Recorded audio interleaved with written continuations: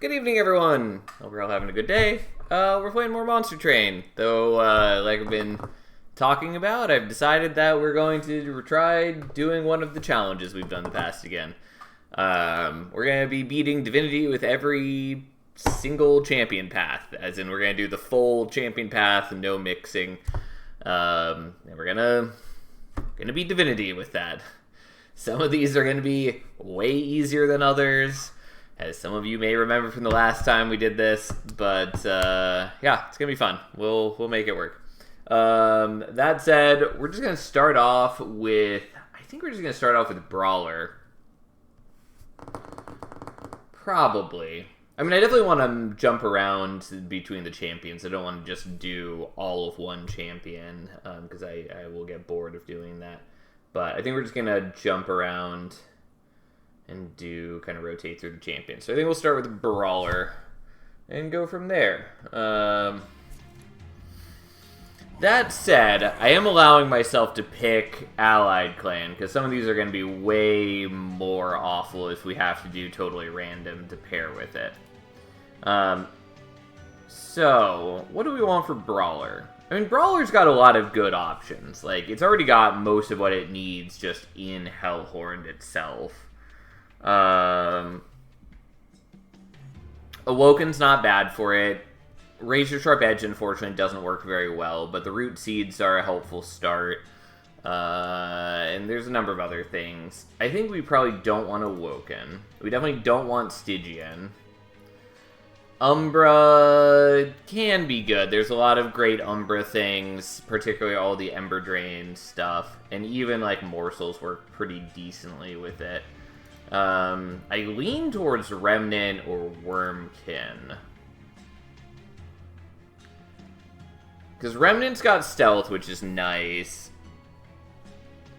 It allows us to reform if things go poorly, although I'd like to avoid doing that. And Wicklash would be a great pickup, because just plus 10 attack with no penalty. And then, like, Wormkin's just good. I think we're doing Remnant, especially because the Primitive Molds also make Fledgling Imps easier to use. And also the fact that we can give them the Burnout upgrade. Every champion run sounds fun. Haven't played Monster Train forever, though. Yeah, I did this before, but I didn't have a YouTube channel set up at the time, so I didn't save my VODs of it. And so my goal is I would like to redo some of the fun challenges that we did, and upload them to YouTube this time, because I would like to have a record of them just because I think they're fun. But yeah, some of these runs are going to be way easier than others. Like, the ones I'm really not looking forward to are Brawler, Dire Channel, kind of, but that one's not too bad. I don't really want to do the Penumbra ones. And to be clear, the stipulation here being that the champion needs to be, like, a major part of our deck. As in, we're not just going to take Brawler or, you know, take Reaper and then throw it on bottom floor, let it die turn 1 in every battle, and then just win with a whole different set of units. Like, we are going to have the champion be a meaningful component of the deck. That is the whole point. But, again, some champion pathways going to be much easier with that than others. Like, Royalty and Reaper are both going to be bad unless we can get Trample for them. And even then, they're going to suffer to some degree. But, like, they need Trample to really have a shot at being good. Or, like, Furnace Tap, so you can give them Multi-Strike. But, yeah. Nah, for sure, Little Fade and Primordium are probably the sweep, but I imagine Prince and Teth is going to be rough. Yeah, like, Prince is fine, other than Reaper. Like, Brawler is good, and Wrathful is less good at Covenant 25 high shards, but it's still, like, a fun pathway, and it's got a lot of things you can do to play around it in meaningful ways. Reaper is bad. Tethys is not my favorite, but, like, Conduit is mostly fine. Stygian as a whole is a good clan, and it's not that hard to make Tethys be at least, like, a vaguely helpful part of your deck. Kind of. It is annoying to keep her alive, and she has a rough start to every run. It's harder to make her, like, a major component, at least for her non-conduit pathways. There are ways to do it. Like, we could end up doing a spell weakness heavy deck for handheld totem. That's not my favorite way to play, but it is doable. Anyways, let's play Brawler. Battering Ram is an interesting start. I probably don't want it. Diligent is okay as long as we can line up imps. And then starting with a Molded isn't bad. Fortify is reasonable. Like, we just need some way to buff Prince. Oh, we're absolutely taking Queen's Tail. We're absolutely taking Resin Shard. Flicker's Liquor is not bad, too, but Resin Shard is like, real good. Except that we don't have Brawler here. Alright, well, I suppose I should just play the others until I have... Can I play Wrathful with this? I don't know that I can. Well, alright, here's the deal. We'll take Wrathful. We'll see if we can play it. Because we didn't get Brawler offered. So we'll try to do a Wrathful. This isn't my ideal combo for Wrathful. But it can work, and we have a good starting set of artifacts.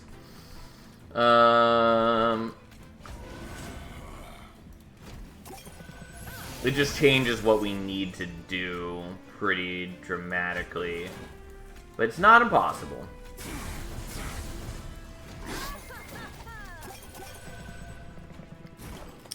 Okay, unfortunately we are going to leak a chunk at the start here, because this is not the best starting setup for us. Since these guys... There's only one attacking unit on that floor, and we really need more things to help power up Prince. Yeah, we're gonna leak like this. But there's no way we're killing him regardless. So, let's just play out our dudes.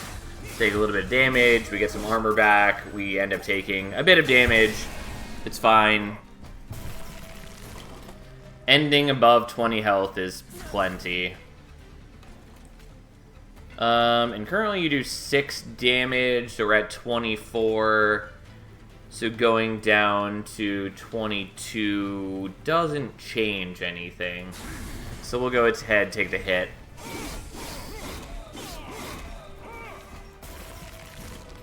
Because it makes you stronger. Also, here's these. Also, doesn't matter. We're easily winning this as Wrathful just beats him to death. Now, the ideal is that we see some imps. Okay. That's good. It's not perfect, but it is good. We can't use the Molten Encasement. We probably want the Draft. Yeah, we want the Draft. Although I would like that Purifying Cleanse, too, is the problem. Also, admittedly, I kind of want One Horn's Tome. Also, I kind of want to just do, like, Battering Ram shenanigans, but that's not the best plan. Alright, we're gonna take the Draft. The problem is that if we are doing draft strategies, we need Burnout Extension. There's Multi-Strike, and there's Burnout, which is not a bad start to things. I'll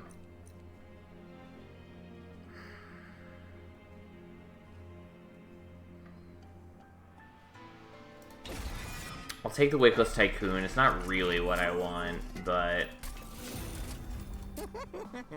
I would like to get Multi-Strike when it's offered. Although that means that I'm not rolling for Endless. It's not the worst, since we do have all the Reform options here. It's not my favorite, though.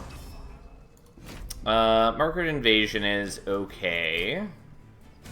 It'd be better if we had some way to give Wrathful spikes, which is why, ideally, I wouldn't be playing this combo with Wrathful. Also because Wrathful needs it needs to be getting hit, and so you can't use stealth, which is sort of the main defensive option for Remnant. It's not the only option, but it's their clan-specific option. Yeah, you're a problem.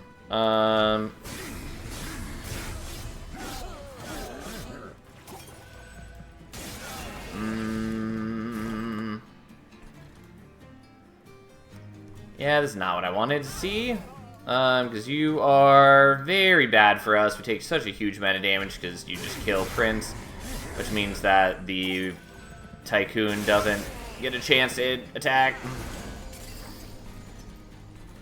I really need to have drawn my stupid imp by now, but he's literally at the bottom.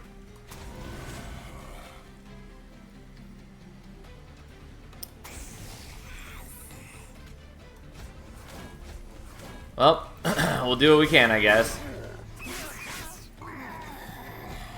We're in very bad shape, though.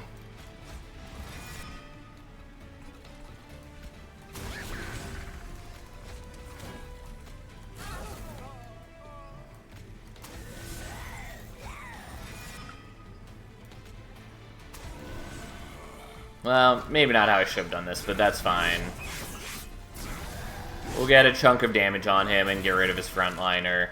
And even as is, we are now winning it.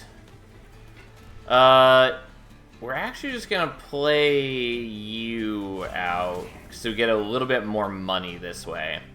Because playing Prince, he wouldn't die in time. He does die, though, which means we get a little bit of money. And boy, do we need the help right now, because that was a real bad fight for us, just because of that one turn where we let the crossbowmen through. I mean, the hidden passage is normally cool. I think I'm still willing to take it, but for bizarre reasons.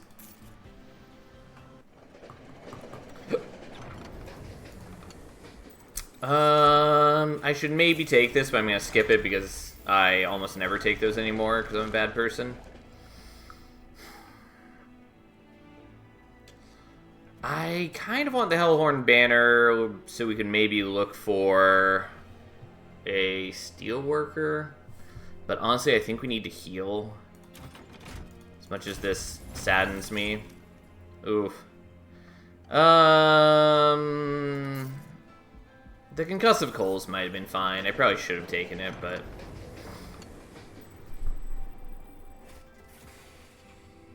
I mean, we definitely don't need Abandoned Stav. It's just a matter of whether we need the Calcified Embers. And they're kind of nice into Diligent, but I think we're skipping them because I'm already in bad shape as is.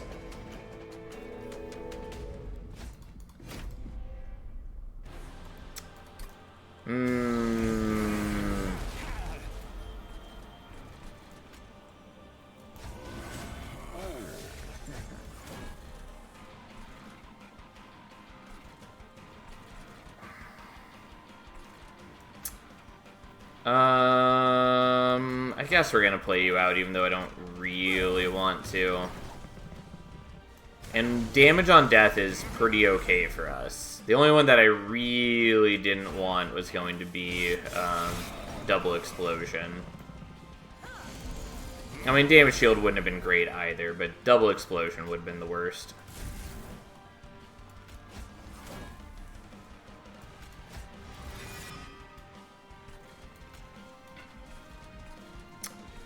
Honestly, we'll just do that. Power you up. You're gonna get pretty strong because there's all these tiny little hits, which is great because it ensures that you can just kill something straight off the bat. Okay. I need to be able to get you back every turn.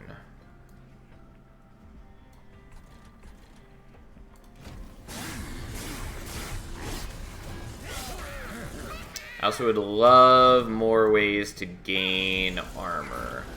Unfortunately, we didn't hit the... we didn't hit the... What am I trying to say? The Welder Helper. That's what I'm trying to say. We're gonna do this so you can die, and then we can knock out... Actually, yeah, that's fine. Then we can kill you. So then there's only 3 of you next turn. Although that matters less, because we are going to have the Imp next turn, because it doesn't burn out yet. Regardless. Just wanted to make sure that I was still killing everything every turn.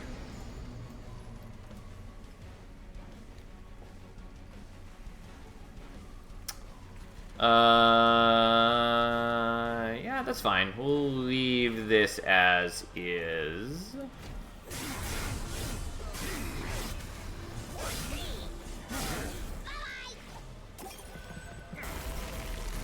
I just wish that I were powering up the Tycoon more than I am. But it's going okay. And we didn't have anyone die and have to be reformed this time, which is nice. Alright, we absolutely murdered the shield guy, and then Wrathful just sits here beating Daedalus to death because he's pretty beefy strong and bold and beautiful. No.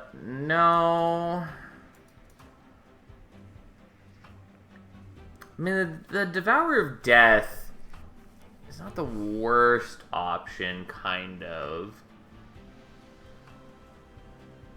Hey, Major Laser. Glad you're enjoying it.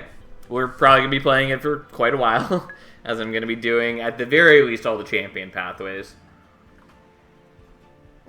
And if you guys enjoy seeing me play Monster Train again, I may do some of the other challenges we've done as well.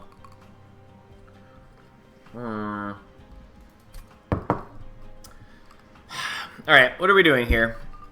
I might take the... Unfortunately, we don't have a lot of temples to work with, which limits us kind of strongly.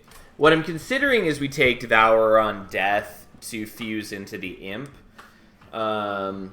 It's not perfect, but it's a decent backup. It still gives time for Prince to try to kill something, and then means that if there are any units that are still remaining when the thing dies, since ideally we're going to get Endless on it, so it'll die every turn, so it'd give us like a 15 damage sweep, which is not terrible.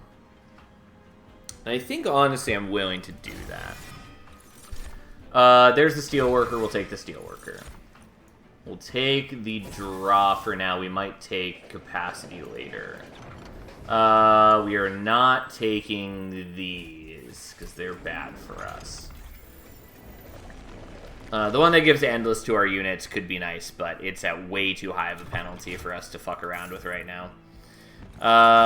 Nope, don't need those. We need to start messing with our deck. There are a lot of changes that need making now. That's really not what I wanted. Multi-Striker Endless were the ideal. Unsurprisingly. I also would have considered just raw HP. Okay.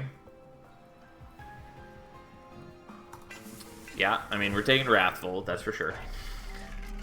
Okay, we are fusing the Steelworker onto the Wickles Tycoon for a little bit of safety. Do we care about Intrinsic? Probably not. I would have taken -2 for the Battering Ram if it were on offer, but it's not. We are going to do some removals because my deck is in a bad state now. And then we need to get rid of some of these. It does mean that we have less ability to farm our own units for money, kind of, but not really. It doesn't change things too much. What it does do is it makes our deck a lot more consistent, and it makes my my random reforms a lot more consistent. Ooh, this is kind of concerning. I'm gonna try it. It might lead to our death. On the other hand, it might mean that I can set a bottom floor. I don't know if we can get strong enough, though. Because we gain 3 rage. And since we have the resonant shard, it's 3 damage per rage. How you doing, Panhandler? So anyways, so we gain 9 attack per hit, basically. And we'd be getting 4 hits, so 36 extra damage. We could do 2 more, 16, 20. Yeah, we could do 2 more hits with the torches.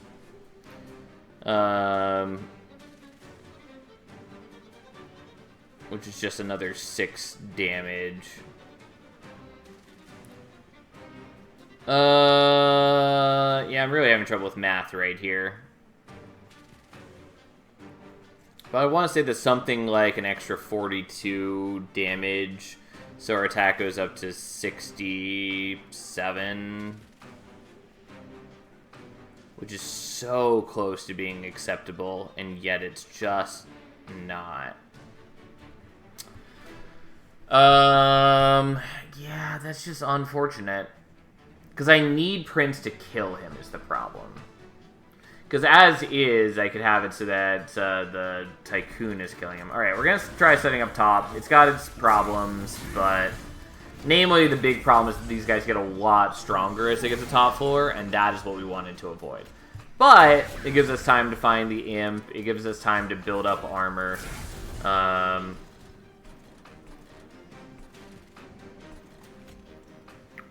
we're going to separate you. Because then it's easier to deal with him this turn. I think we're fine with just blocking, honestly. Because that's just a lot of damage coming into us, and I would prefer to avoid that. I guess I didn't really need to kill him there. Yeah, we don't really need to make Prince any stronger than he is. I think I'm more satisfied with just keeping some armor on him.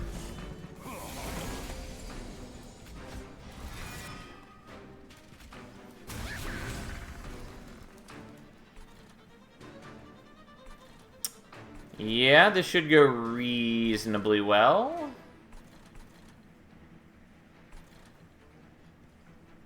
Okay, yep, no need to get fancy here. And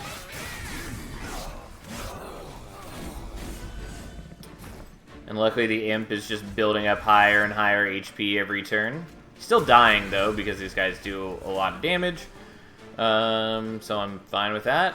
There's no point even hitting these guys, because the regen is just going to bring them back to full.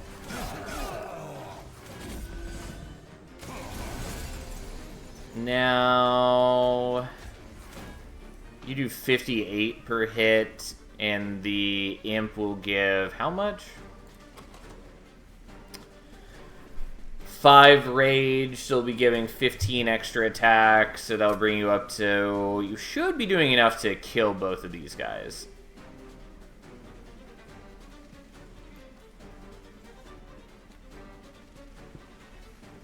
Yeah, it should be enough, so I should be able to do that. I don't need to do the battering ram here.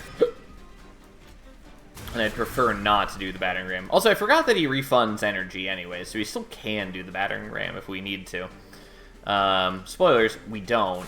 Also, luckily, we're up against the easier of the bosses. I think we'd be fine regardless, just because we've done a decent job of stacking armor and power. But the other one is way harder. Also, we don't have, like, an insane amount of shards for once, since I've actually kept my shards in reasonable moderation for once.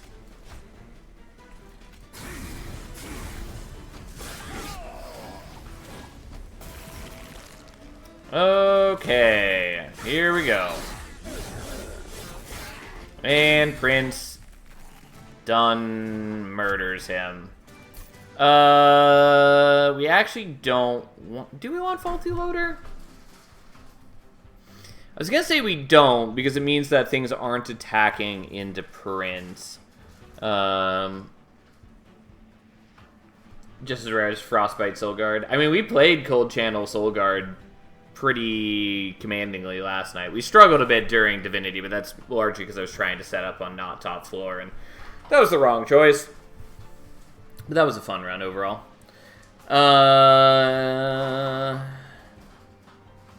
Or did I struggle with that one? I think I did. I know I struggled with the Spine Chief run. Anyways. So, the thing is, Faulty Loader is nice because it gives them melee weakness, which might make it easier for Prince to get a first kill. The problem is that we're more contingent upon finding, like, the Imp before then. But I can just thin out my deck pretty substantially. And also, I'm probably going to dupe the Imp later. Ooh, sounds like a good time, Ashiaka. My set is not supposed to arrive for a while, unfortunately. But I also ordered it real late. And then Amazon was weird with my credit card, which was annoying, but that's a whole nother matter. I'm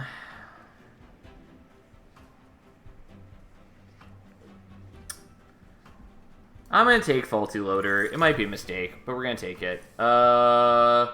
Branding Right is generally good. Problem is we don't have like a ton of HP to use with Hornbreaker Prince.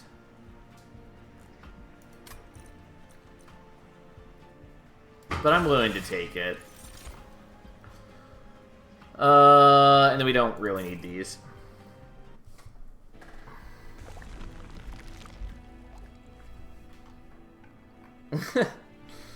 I do want to go here, probably because the removals are nice. Unfortunately, I would really only want to dupe the Imp, and I don't want to do that yet.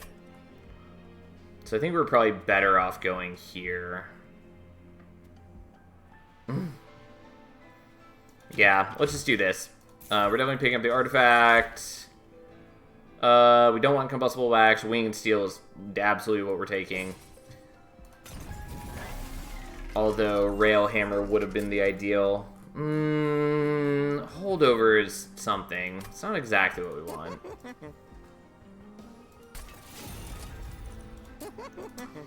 Holdover Branding Right isn't terrible, though.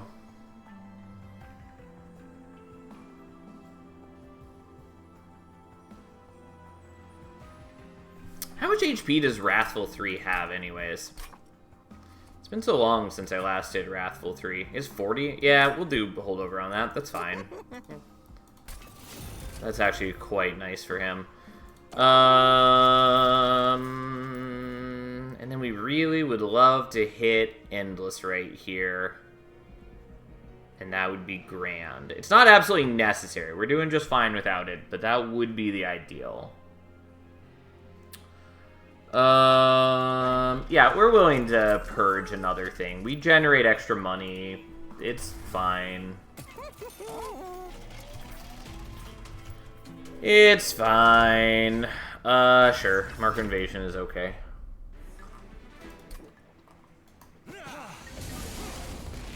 It's not that big a deal.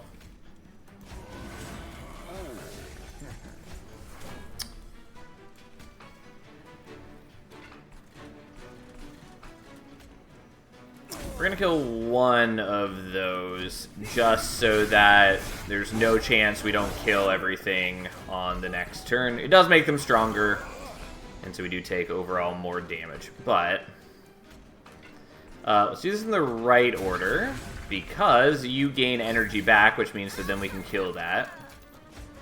And then we're good.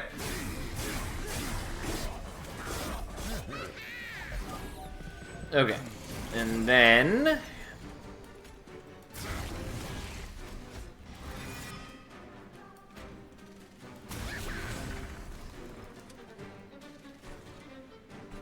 yeah, we don't need to get fancy here. Yeah,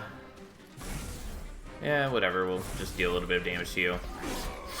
I mean, we've gotten our key cards, which is basically to say we have the Imp and we have the Branding Right. So we're just gonna chill out here, relaxing, maxing all cool. building up armor, murdering enemies. You get the drill.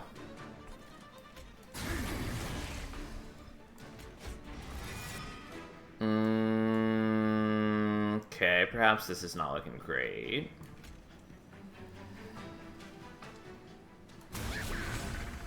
There we go. And we're going to kill you here for good measure, just because we can.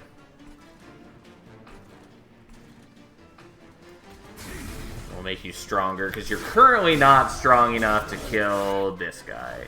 You should be strong enough now, for sure.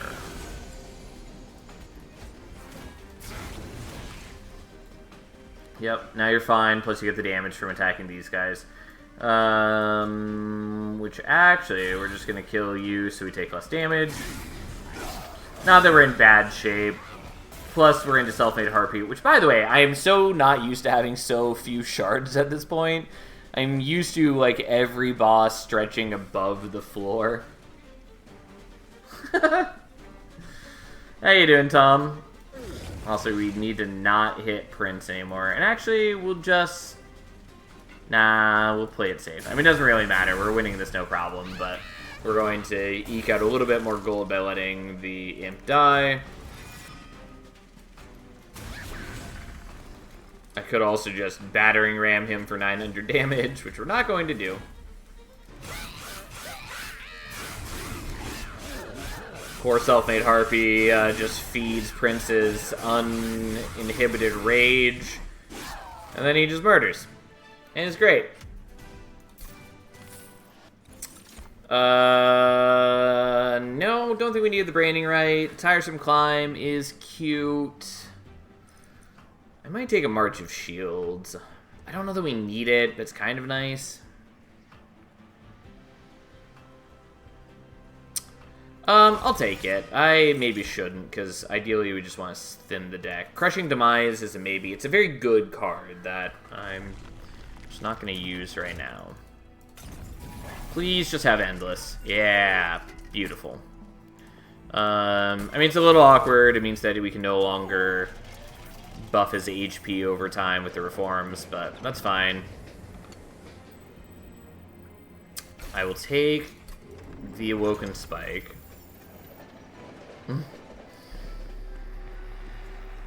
Okay. So, this is maybe not necessary, but we're doing it. And then you're going to intrinsic this. I would love to get a -2 for it now. And we're going to go here. We're going to dupe the imp. We're going to take capacity here.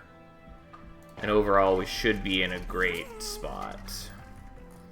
And we don't really need the reforms anymore. I could also drop the battering ram. We're going to hold on to the battering ram for now, even though it is admittedly pretty useless for us. I think we're going to get rid of the primitive molds for the time being.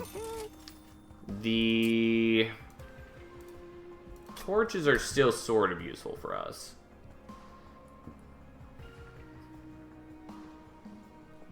I'm just going to commit now to doing this, I think.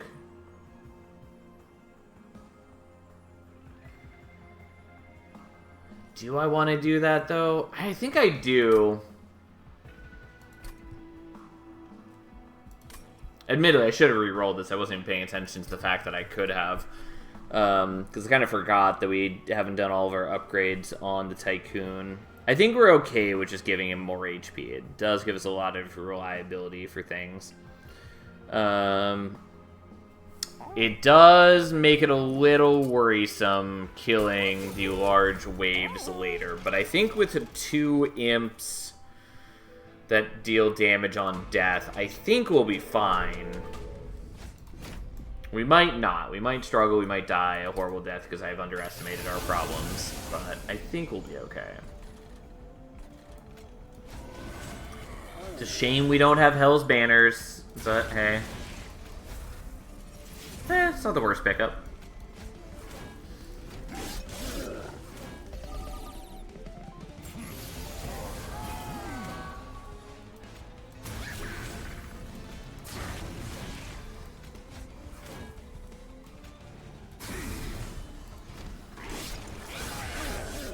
Okay. But Master Salamander said I should be mindful of the pack shards. Master Codraziel replies with, not at the expense of being under 300 of them.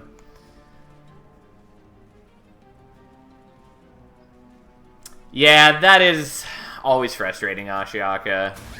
Like, it's one of those things where, like, I mean, yeah.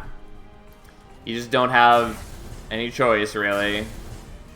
Because there are jerks out there like that who needlessly want to ruin things.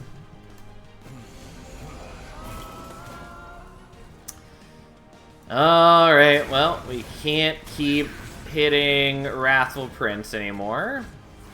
Oh, and you're not actually killing, are you? Because I gave you too much armor. I mean, that's fine. We're still killing everything here. And Prince still has a good chunk of armor. He almost got the kill, but I gave him too much armor.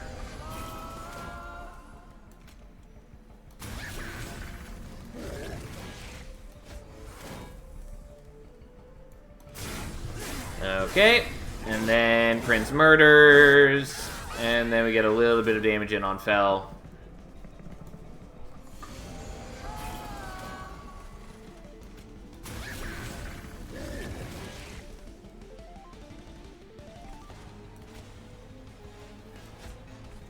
So we'll just do that. And we may as well make Prince a little stronger. We're not hurting for armor right here. Oh boy. Oh. Yeah, this is some concern, but we should be fine. It's just that our Tycoon doesn't have good damage scaling, sort of. Like, having a second imp will help a lot. But this is the concern with this sort of thing. Like, if we had a Baron instead, we'd have way better damage output. Not that, like, Baron has the strongest scaling by any means, but it's better than having no innate scaling. When does FF16 release? Like, today, basically. Or tomorrow, I suppose. But there's already ads up saying that it's out today.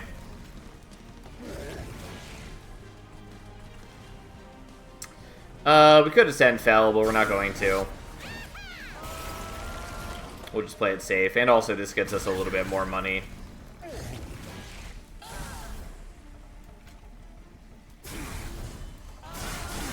She does do a fair bit of damage to us, but not a big deal.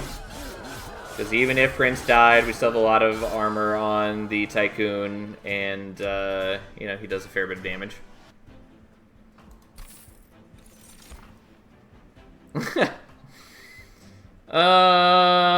We don't need these. If we'd seen that Hallowed Halls earlier, maybe, but we didn't. We're definitely taking capacity. I almost took draw on Reflex, but we don't need it. We've already got the Wing Steel, and we just need capacity. We're definitely going here. There's no reason for us to go to the Merchant of Steel. I already locked my upgrades in place. Cute.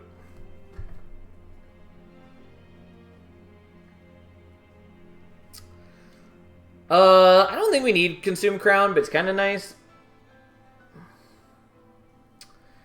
Hammered Chest Plates is honestly sort of nice. It gives me just a little bit more reliability, and it also gives me another time that I can cast Branding Right on Prince. Shogun Showdown is pretty cool.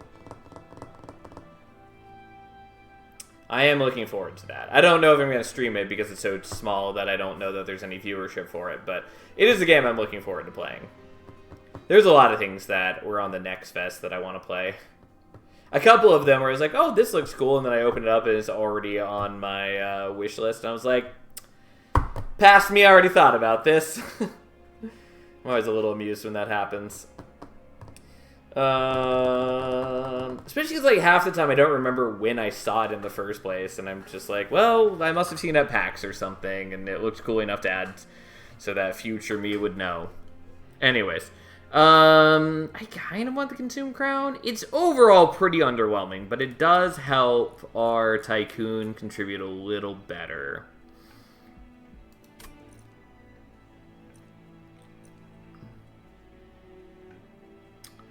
And I think that's probably more worth it. And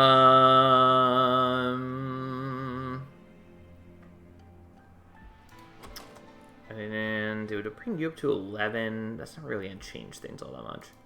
Nah, we're just going to take the HP. And we're going to Wrathful 3. Easily. We'll come back to that, but I'm pretty sure I know what we're getting rid of. We're getting another Imp. And we are getting rid of 2 Primitive Molds.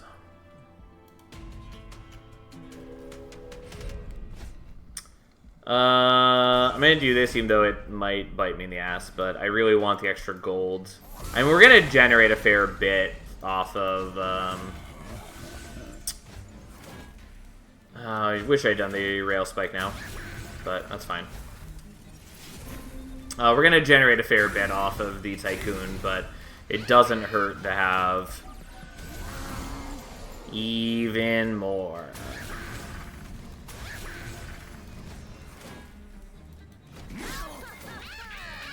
Maybe should have done the torches that turn. Because what is most important is us killing this guy. Which we are killing. It's not with... Oh, no, it is with Prince, because he got melee weakness. Totally forgot about the melee weakness. It's almost like that's the entire reason we took Faulty Loader.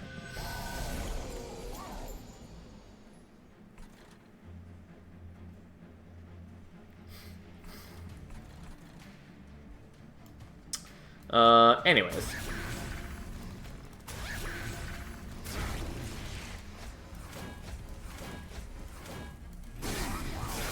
I could start putting the imps in front now, I think.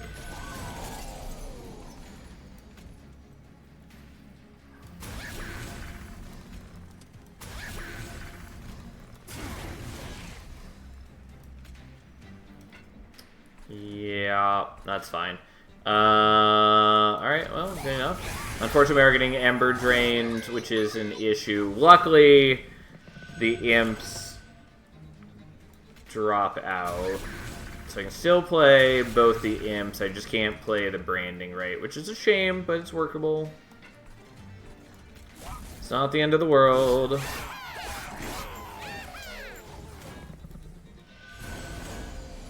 Yeah, I'm still quite a ways off from the season pass. I'm only at like 72, something like that. I do want to sit down and play more, but I have other things that have been keeping me busy. Oh, yeah, we're going to take some damage here. Had I thought about this, I could have done the battering ram instead. Oh, well. And or playing these behind could have helped some. It doesn't really matter. We wouldn't have killed it, I don't think, and so then it would have healed the full off of Heaven's Seal.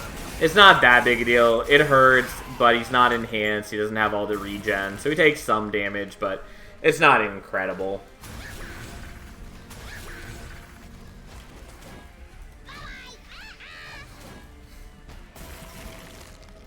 Yes, this is in fact a Wrathful Prince run. If you didn't notice from the title, what we're doing is we're going to beat Divinity with every champion pathway. I was planning to do Brawler, but Brawler wasn't offered, so we're doing this instead.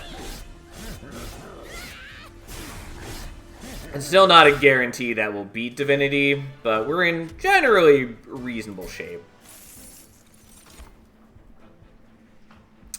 Cute, but we're not taking any of those. Not taking those.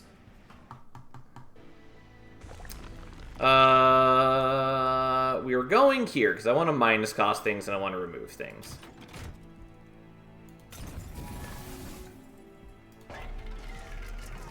Oh, easy choice. I don't think we need the spells to get an extra slot.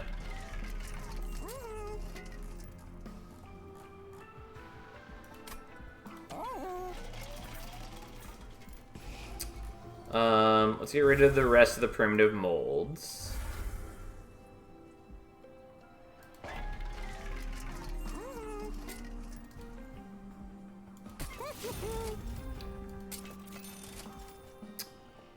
No.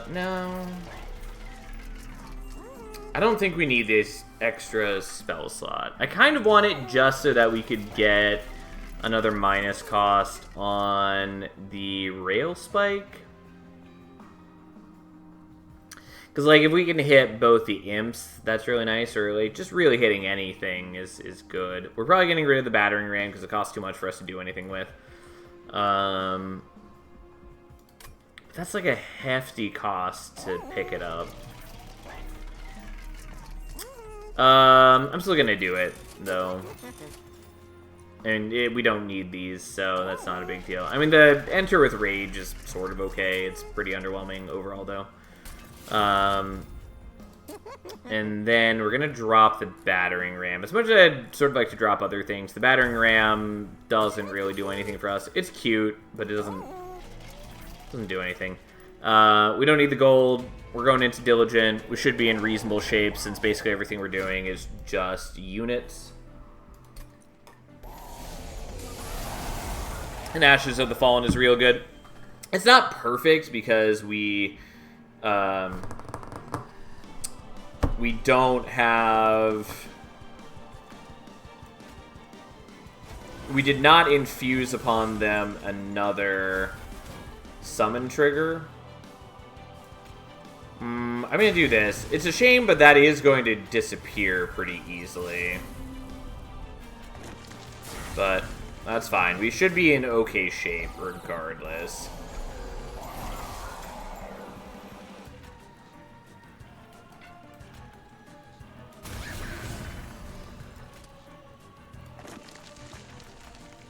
Well, I'm still willing to do that.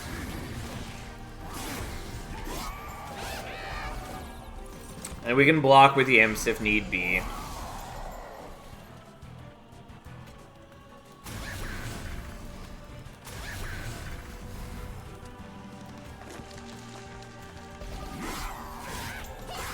Okay. Stupid self-mutilations.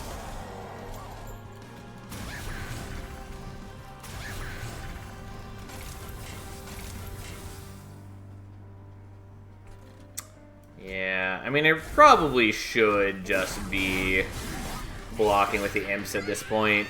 Prince has tons of attack, and if I let the imps go in front, then they will sweep out a lot of these enemies before they have a chance to attack us, which just saves us a ton of health overall.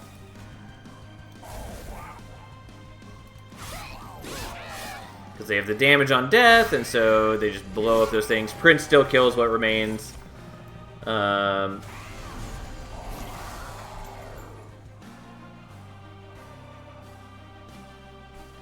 That seems weird, Ether. I mean, I guess those people exist in any game, but that seems rather unnecessary in Inkbound. Well, it's a shame that we drew into that, but whatever. We take 1 damage. We're at full health. Like, we have had a pretty easy time of this so far.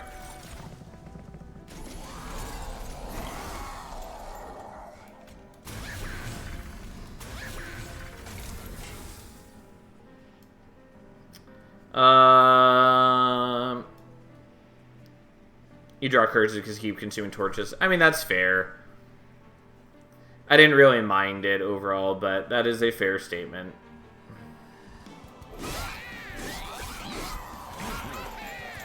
I mostly just wanted to be able to cycle back to my branding right. And honestly, it's not that big a deal that we're taking tiny bits of damage. Sure, it hurts our score a little bit, but realistically, it's not a big deal.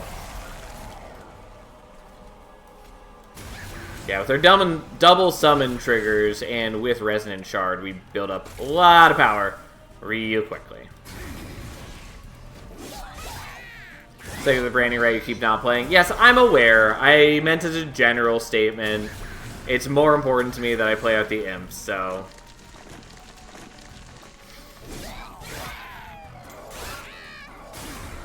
I just wanted it as an option, but...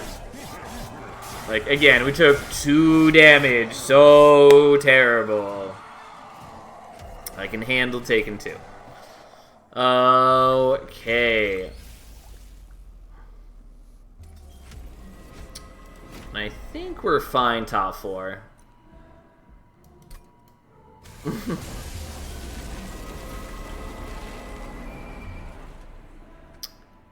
Yeah, we are going to have to armor you, unfortunately.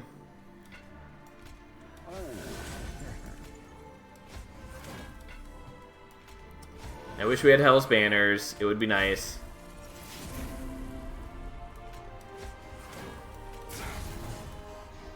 Here we are.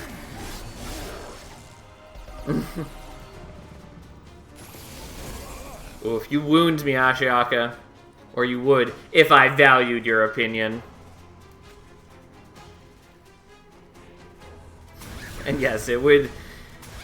Your point would be made more strongly if you could spell permanence correctly. Alright, finally Prince has things to kill, which is kind of important.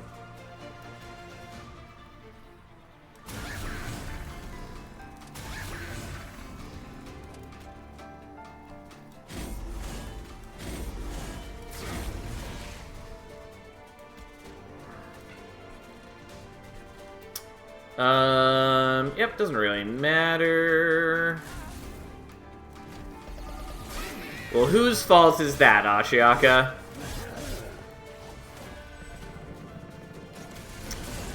Yeah, these waves do get pretty large, and unfortunately the imps aren't going to be able to attack unless we get fancy. Oh, and I meant to have them up front blocking, and I totally spaced on that. Well, here we are.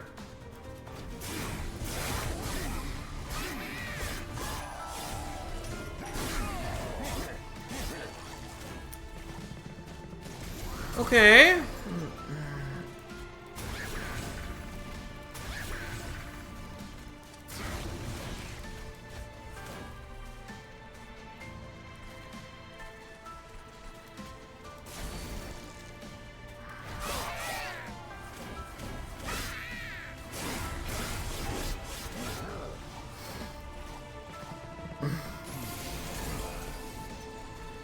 Okay.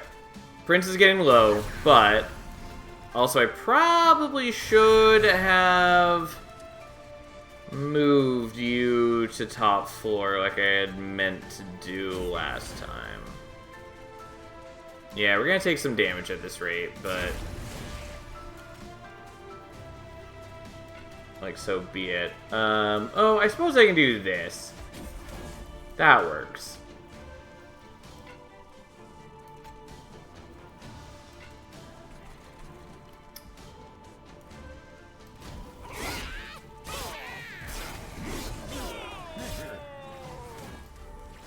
Like, unfortunately, Prince doesn't get the kill that way, whatever.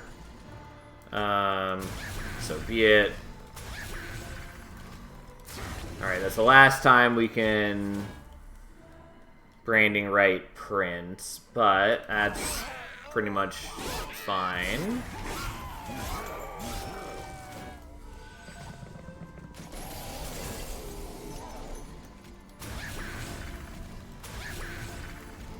And we're just branding right you.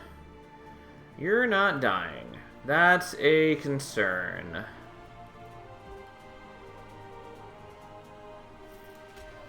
Is it worth moving you up? Yeah, I think it is. That's a trade I'm willing to make. We take the spike damage, but like, it's less than a hit that we take from this guy.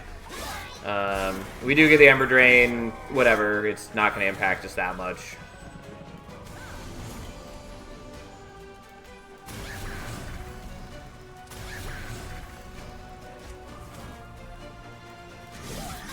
It's a bit annoying, but it's not a big deal. I suppose I could have played one of the imps down here to kill off these guys, which would have been useful, but I think either way it's not a big deal.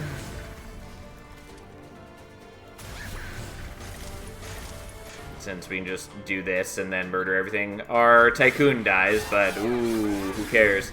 Because as long as we're able to just get things out of the way, Prince then just beats him to death with impunity. And eventually knocks him down with a 1,000 damage hit. Alright. We did it.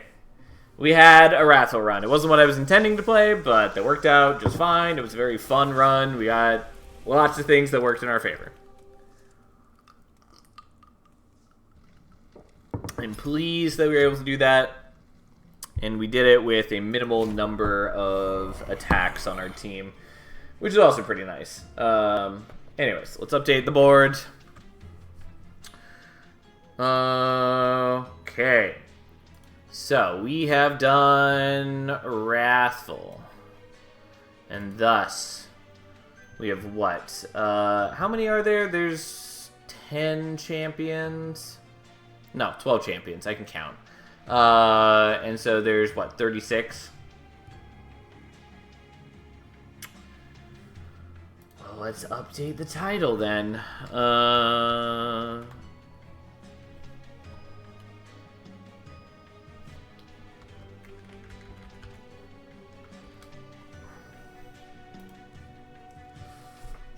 Which one's my least favorite from here? Reaper.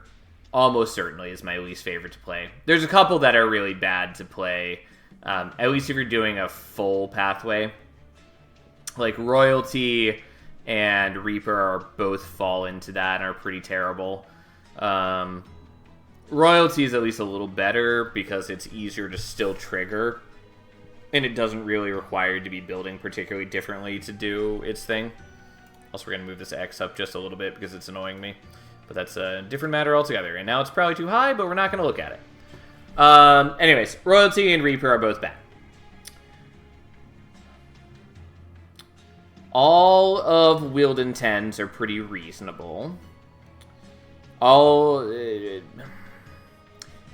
Imperious and Imprade on Queen are both good. Unfortunately, they're better if you can mix them. Or at least Imparade is better if you can mix them.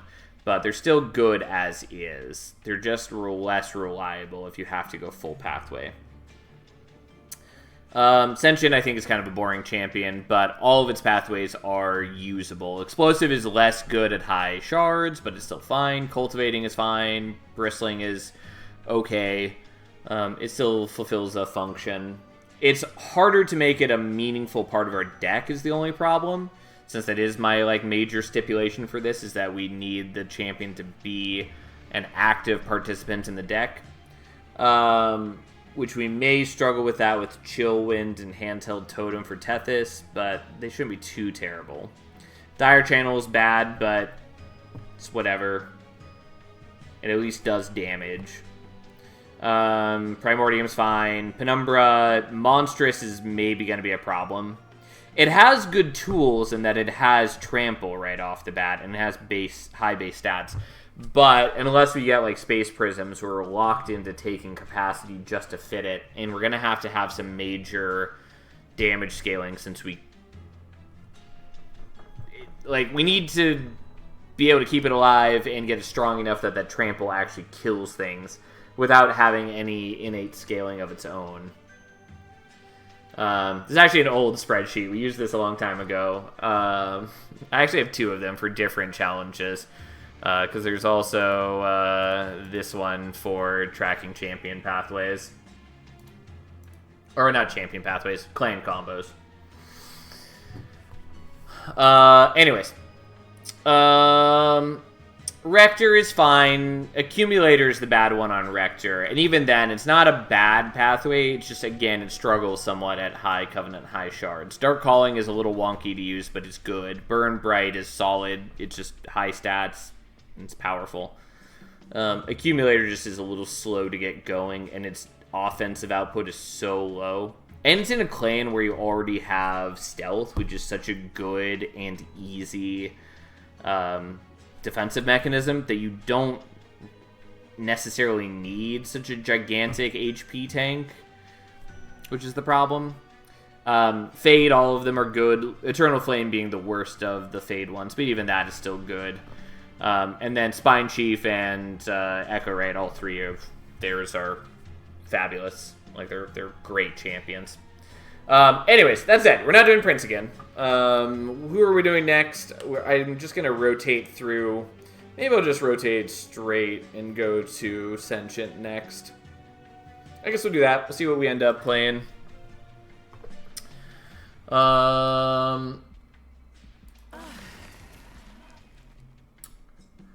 That said, what would we ideally want to pair with Sentient? Hellhorn isn't bad.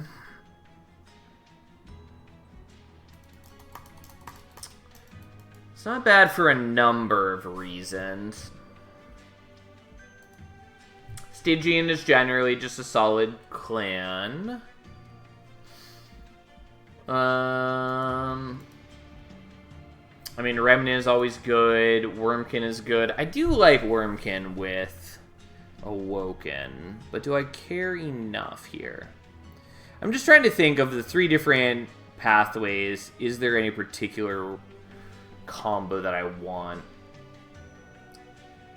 There's not really any healing in any other clan, so we can't like go to any other clan to make Explosive better. Technically, there's Lifesteal and Umbra, but that's a pretty minor concern.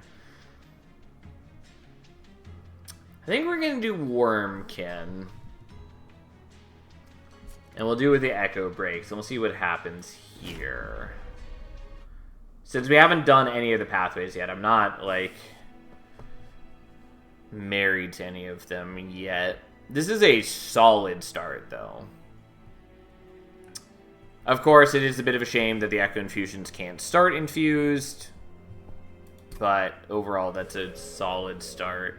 And we're against Chased, which is fine. It's not that big of an issue here. We're definitely taking Base Charge because I hate Thorn Fruit and I do like Base Charge. I was kind of hoping for Cultivating. Well, Bristling is bad into Chased. And technically there's a cheeky thing we could do with Explosive. I didn't really want to do Explosive. But let's try it. It's an okay start for Explosive. It's not the best, but we'll see what we can do. Again, the stipulation here being that our champion has to be a major part of our deck. So we are going to be trying to build around Explosive. And we'll see what we can do.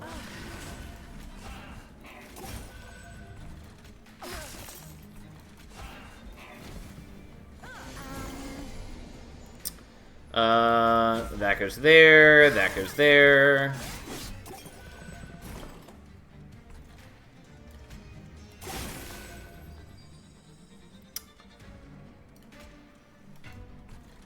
Let's get rid of you now, and then let's just buff you up. It's not a big deal that it eats charges. Explosive Sentient does feel pretty great early game. It is really nice when it can just kind of blow through otherwise problematic enemies. I guess we'll just keep the regen up. It doesn't really matter, but it does mean that we get slightly more triggers of our ability. Either way, it doesn't matter. We're easily winning this. Especially since our train store is hitting for 35 a turn, which is not bad. Well, there's the Restoration Detonation, which isn't bad, but it's just a question of do we want that or do we want the Glimmer? And I kind of want the Glimmer. I think we want the Glimmer. I'm going to take the Glimmer. But unfortunately, it's not the one that's infused. Do I want another Echo Infusion?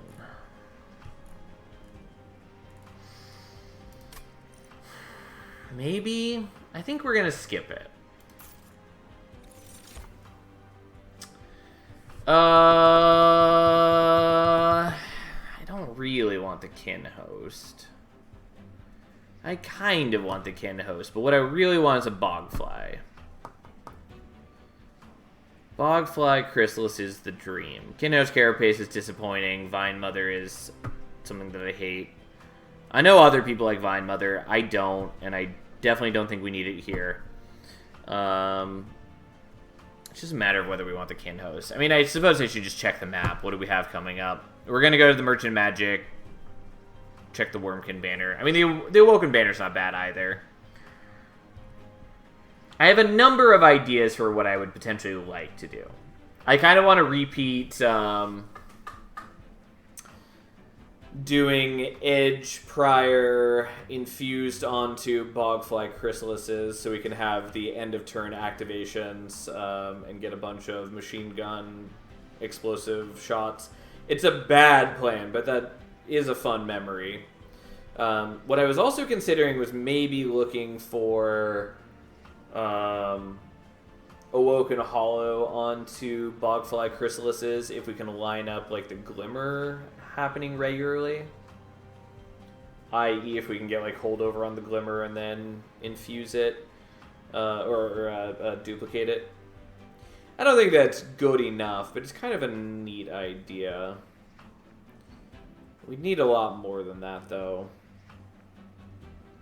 Anyways, I think we're going to the left. I think we're just going to skip this. We'll take a look at what Wormkin unit is available.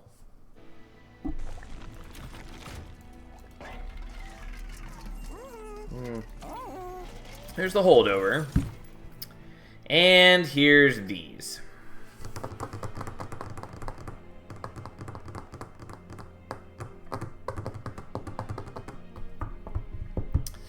Well, that's a problem. I mean, I really do love First of Kin, and we might take it just because it has good scaling. We don't really have any consume cards yet, but we could potentially build into that. We could even just make the Echo Breaks consume, which is not the worst thing. Also, we don't have to keep these, but again, that's part of the joy of taking First of Kin.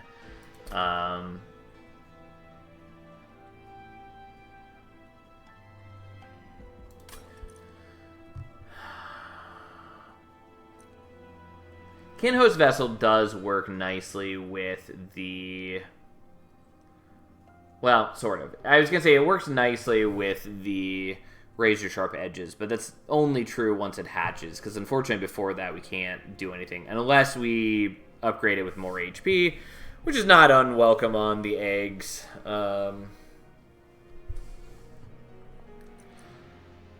I'm just going to take First of Kin and we'll deal with it.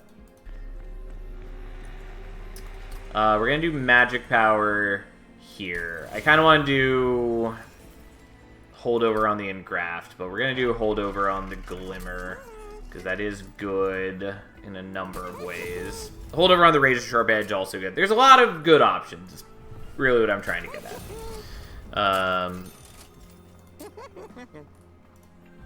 Also, I probably should have taken the +20 Consume, but I didn't take it before I skipped over it without thinking. Do we want the Purge? No, not really. Okay. Mark of Invasion is fine, probably. There's a good chance we're able to kill everything with relative ease. Oh, except for the part where we have to spend all of our energy doing this. Well, fine. So 2 of them get through. Whatever, we take a bit of damage. It's workable.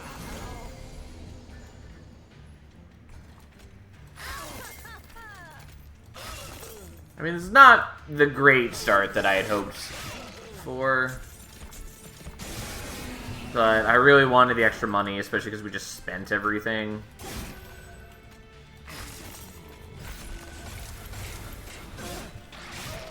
Go forth, my First of Kin, and shoot them to death.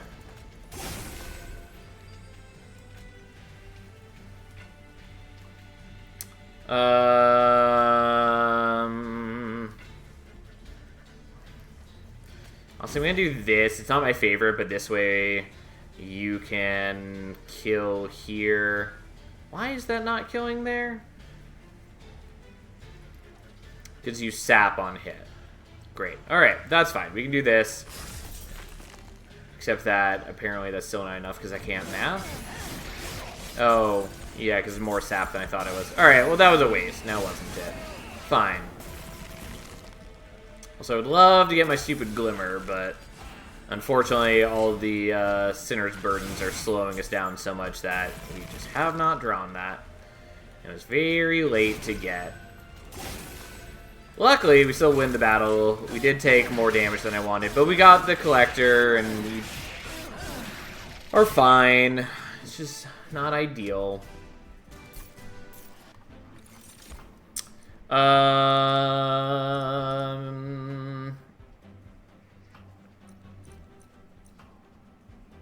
I'll take another Razor Sharp, I guess.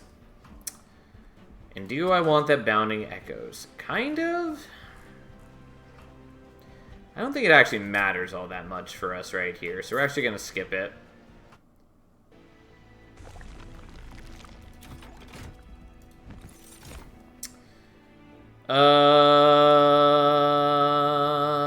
I mean, we probably take the Animus.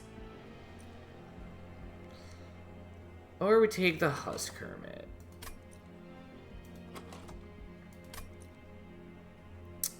I'm gonna take the Husk Hermit. Ooh.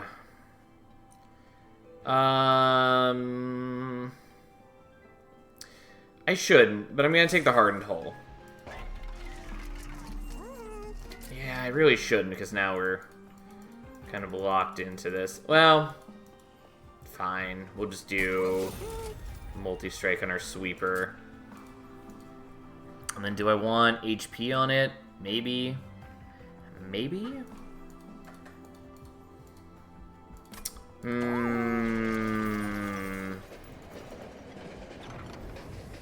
Oh, yeah, this would have been nice if I had already upgraded him.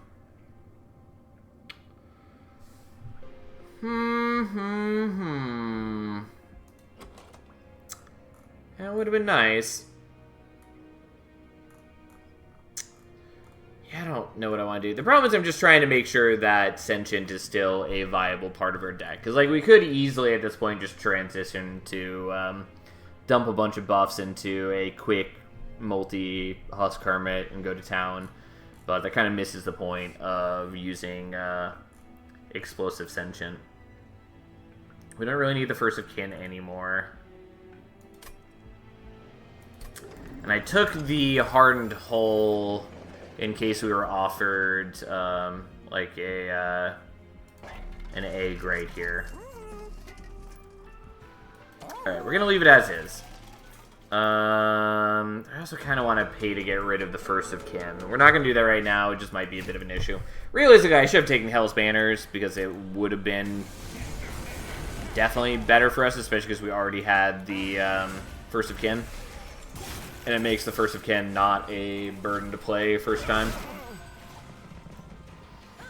Nice to see you back on the Monster Train, and you were the one that got me back into it. Keep it up. Well, I'm glad you guys are enjoying it. I wasn't sure how many people would want to see me play more Monster Train since I've already spent a long time playing this game, but I'm glad you guys are enjoying it. It's a game that I love, and I think it's a lot of fun to do some, you know, self-imposed challenges on it.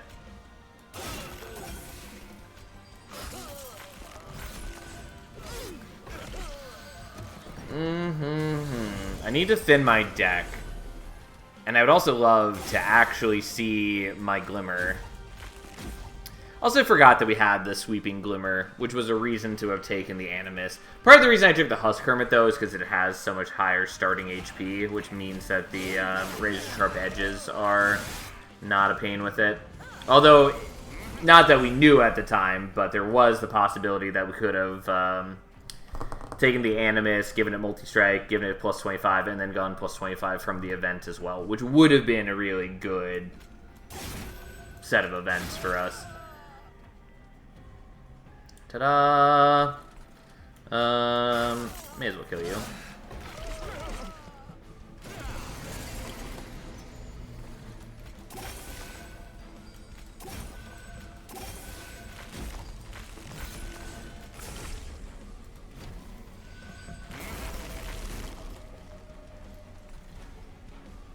Okay. Well, we can't really build up a regen, unfortunately, but We can do all that.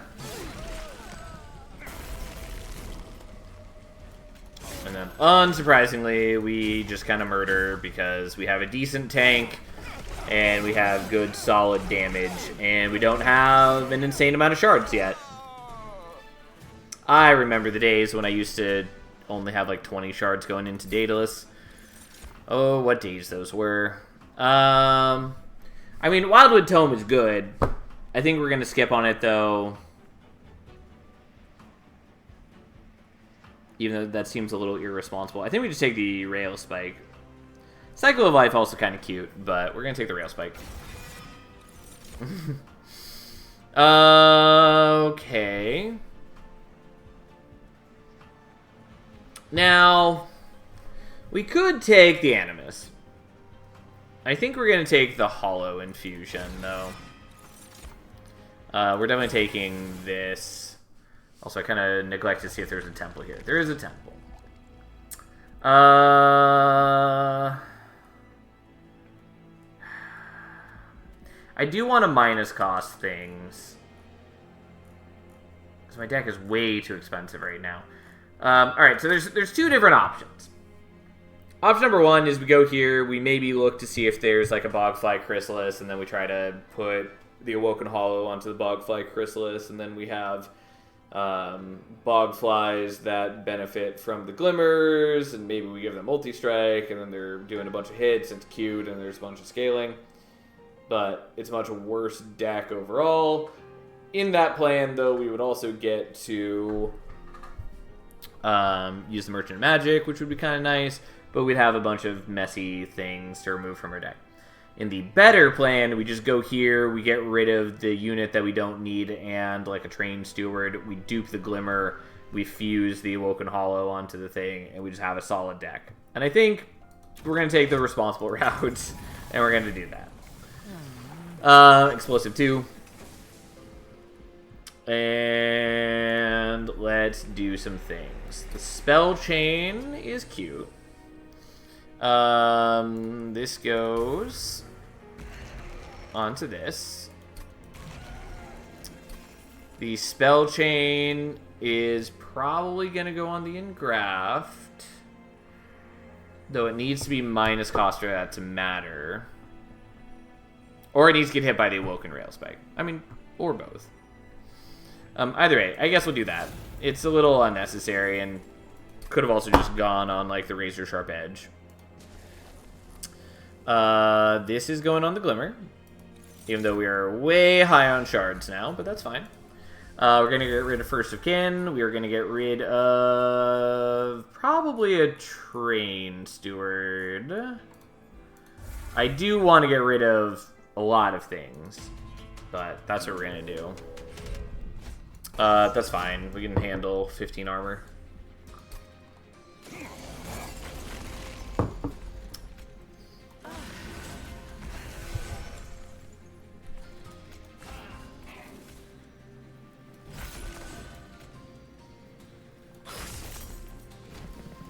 I maybe should have done that. Else, I don't know. It doesn't really matter. Anyways, here's our Glimmer. Watch it do its work.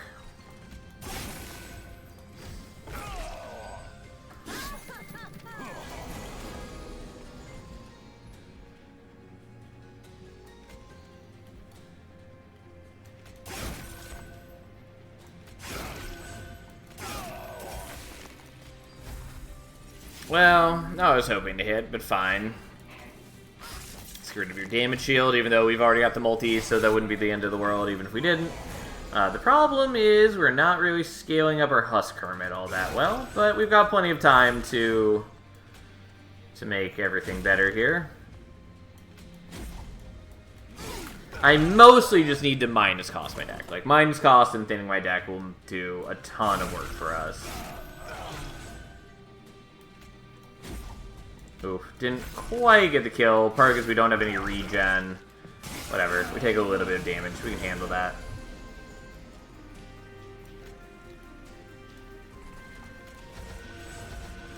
Oh.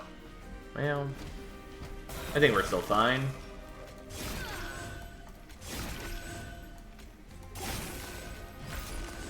Ta-da! Well, Explosive Ascension is doing some work for us. It's not like a major star player of the deck, but it's doing work. Oh, and there's the Edge Prior that I wanted earlier. If only we had seen the Bogfly Chrysalis. But we didn't.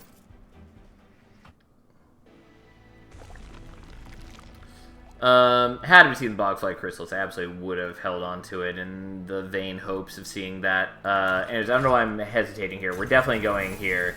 As much as I would like the free removals, I badly want to minus cost things whenever I can, basically.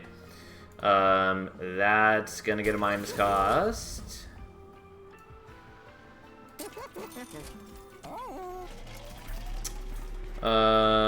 Spell Chain. That's gonna go here. Vaguely irresponsible though it is. That's gonna go minus costed.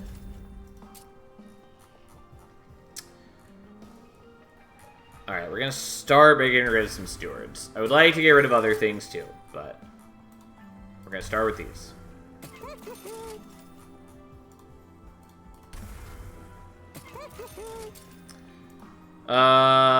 Is it worth doing that?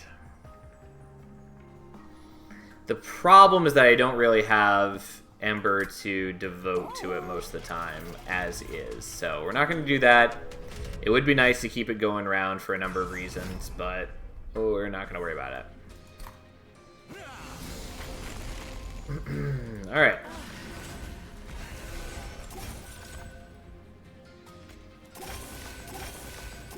We're just going to do this so we can build up a little bit of regen.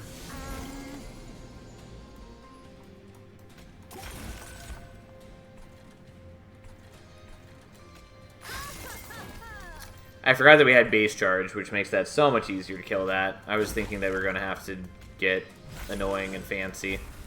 But we didn't. We didn't need to use both Echo Breaks. All we need to do was just shoot it once, and everything was grand and glorious. As it should be. Alright, we do this first, so we wipe out the chaff, and then we shoot him with the thing. And then everything is fine and dandy and wonderful. Ascension does take a fair bit of damage, but we're going to heal it up next turn with our Glimmer anyway.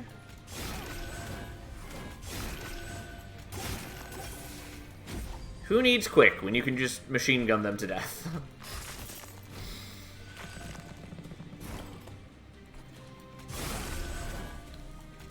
And this is why we have the double Glimmers. Because it basically just means we full heal every turn, we sweep out Chaff, and we get to Explosive onto the meaningful targets.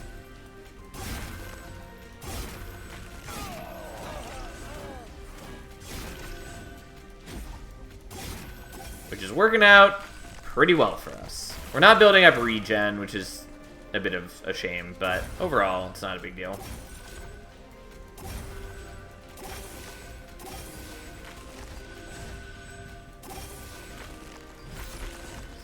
And we even get a little bit of inbuilt scaling on the Husk Hermit. He's not getting to, like, crazy high dimensions, but... this is maybe concerning, but we should be able to even things up a fair bit.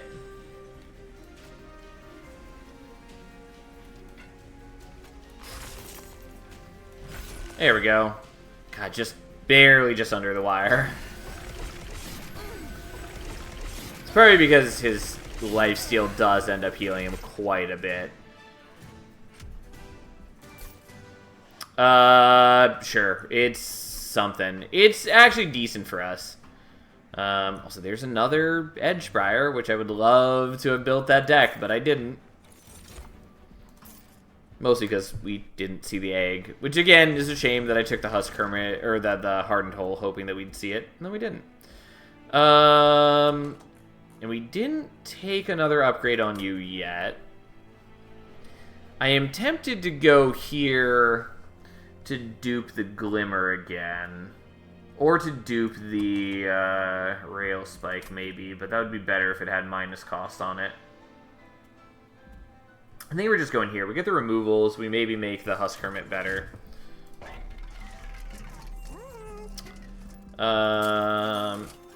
Yeah, sure. We'll do that. It makes our mediocre scaling substantially better. I'm sorry, Bone Dog.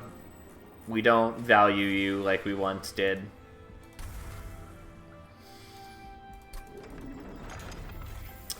We might not even need the Echo Infusions. They're kind of nice, but how much HP does... Yeah, Explosive is only 100, which is what I thought. I think that's probably fine. We're going to take this. It's a little greedy, but we're doing it anyways. I think the 100 is probably fine since we've got the Glimmers, which are sweeping out a lot of enemies before they deal damage to us.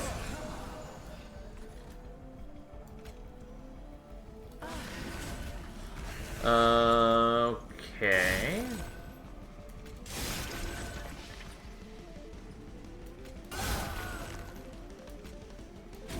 Well, again, this only hits one thing. And unfortunately, it was a fucking dead weight. I just wanted to minus cost something, but I didn't want to not play the other cards, so... Whatever. Fine. Here we are.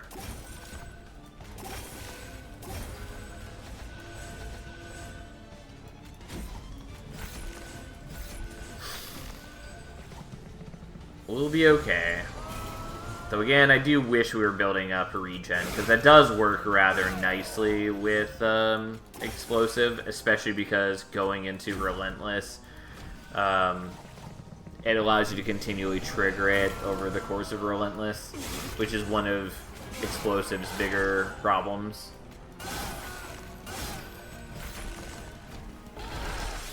But that's fine. Our deck is looking pretty reasonable at this point.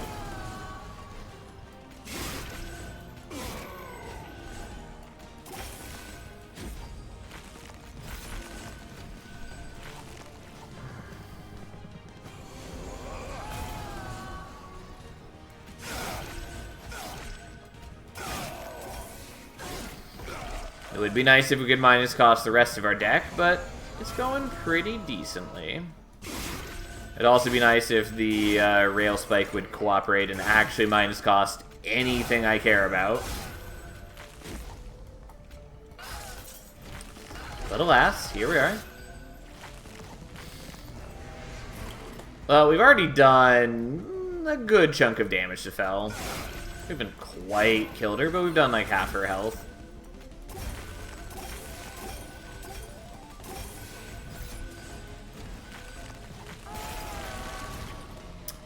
Okay.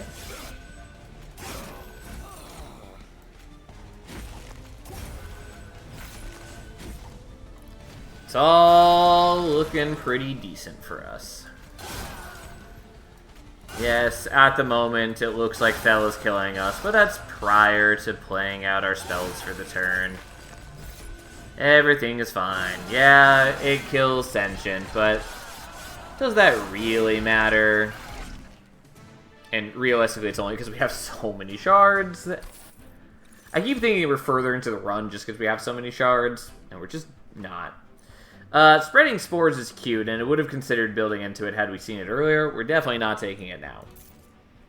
Like, it would give me the regen that I want, but at what cost?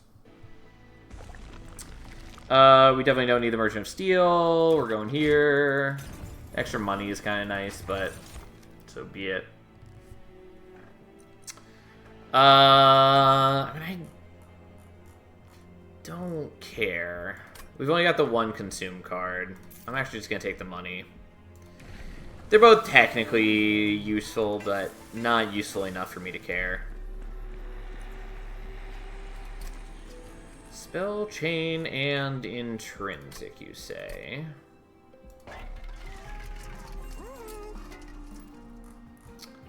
Okay.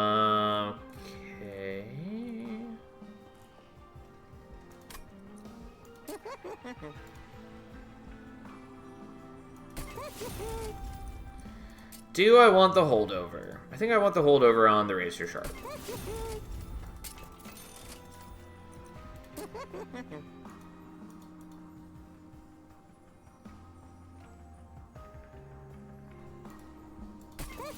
I also wanted to minus cost the Rail Spike. I was considering doing Intrinsic on the Rail Spike. And again, if I had just taken the Hell's Banners, that would be a pretty solid play. I kind of want to do Spell Chain here.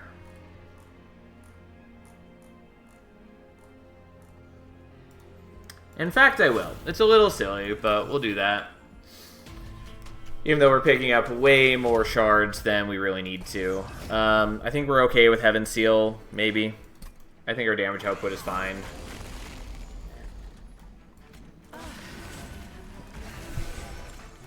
Again, maybe we're wrong to think that since we do have, you know, quite a lot of shards, which might throw things off, but I think we'll be okay.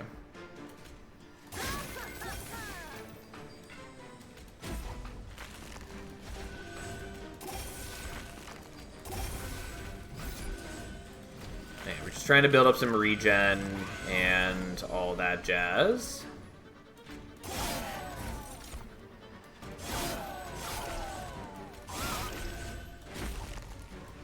I mean, guess that's Ember neutral to do that. Well, fine. Not the most helpful things to get minus costed, but whatever.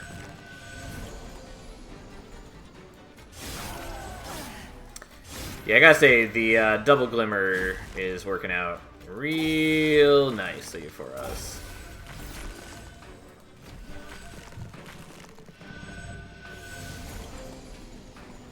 It is overall doing a fucking ton of work for us. Explosive Tension is fun. Like, it is my favorite Sentient to use. Although I think that Cultivating is the best, most consistent Sentient. Like, all of Sentient's abilities are fine. They're just kind of boring overall, but not as boring as Penumbra. Just less interesting than a variety of other offerings. I guess we'll do that, even though the extra regen was a little nice. But I don't think we're going to really struggle to kill this boss as is. Part of the question, though, is do we want to get rid of the Echo Infusions or not? And I think they're probably fine as is. It is nice to increase my max HP, since Explosive has the lowest max HP of its options.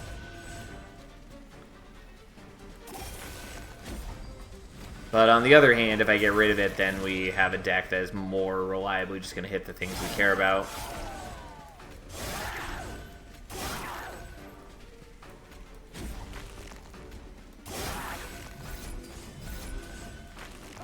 But it is nice to have the extra HP. Ta-da!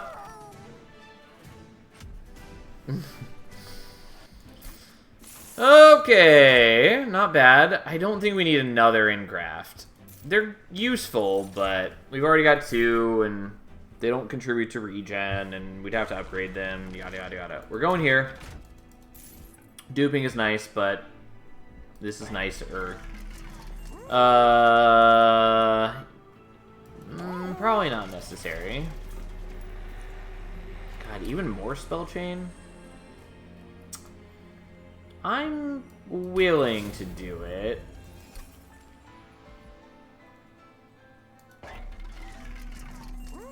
And Holdover. I don't think we need a Holdover, though. We could put it on the Echo Infusion, which is kind of cute. Just gonna do that.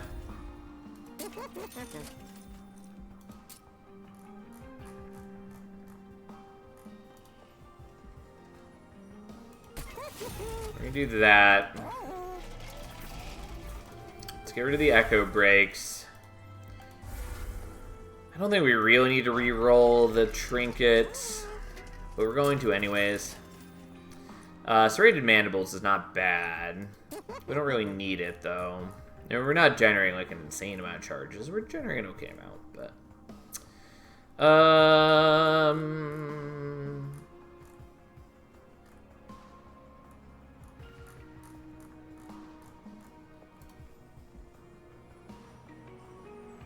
Let me get rid of one of those.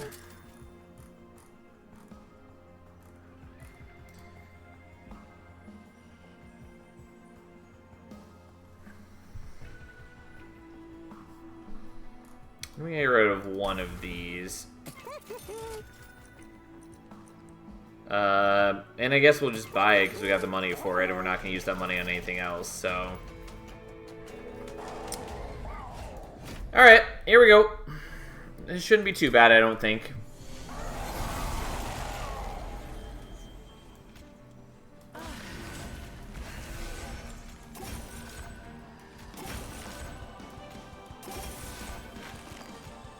Alright, we are going to... I guess, again, these are Ember neutral, so there's no reason not to use those. That one we're going to leave, though, so that we can get the maximum number of minus costs, which is nice. Partly because it means that our Glimmer is now minus costed, and one of our spell chain things is minus costed, which makes it totally free, which is cute.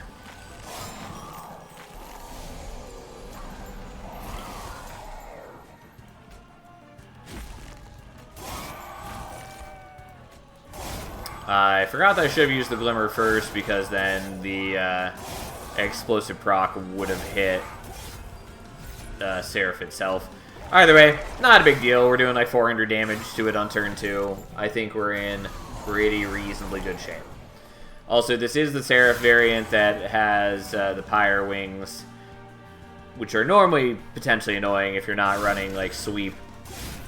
But we should be able to kill them with the explosive procs before we get to combat each turn. And so we shouldn't need to worry about their annoyances.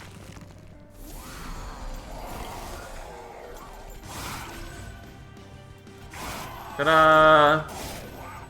And then we're free to explode all over Seraph, as is only right and proper.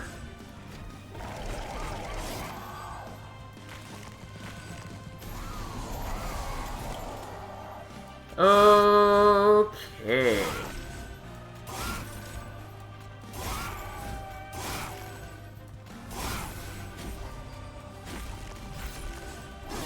Well, not a big deal. Our deck is working out quite nicely. We shouldn't have any trouble with this, and Divinity should go pretty smoothly as well. And I'm reasonably pleased at how much Sentient is contributing as a major player, since it is basically just sweeping the entire enemy wave. And then Husk Hermit exists just to be a boss killer for the most part. Which I think is a pretty reasonable team-up situation.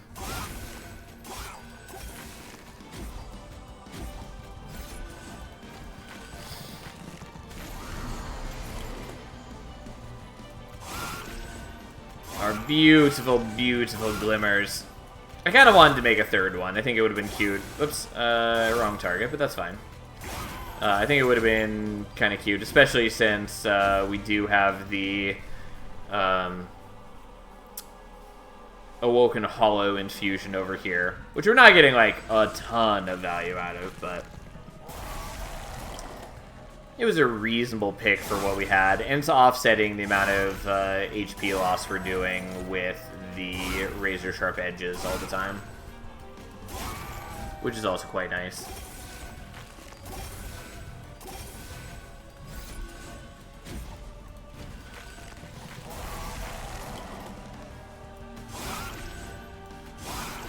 Alright, even before we began our turn we would have been fine, but let's make it even more fine.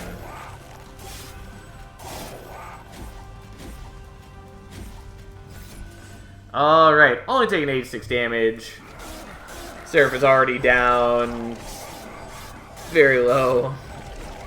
And then we just kill it in a couple rounds. Alright, we should be able to beat Divinity with minimal effort.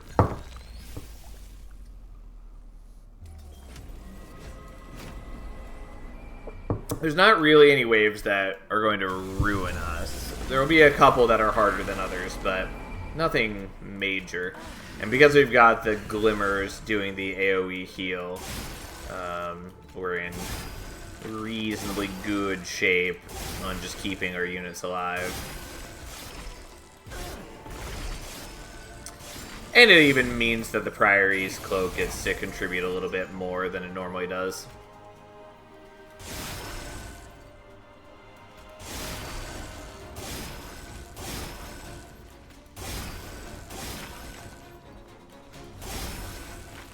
I mean, I should have done the Razor Sharp there, but I got carried away. It's fine.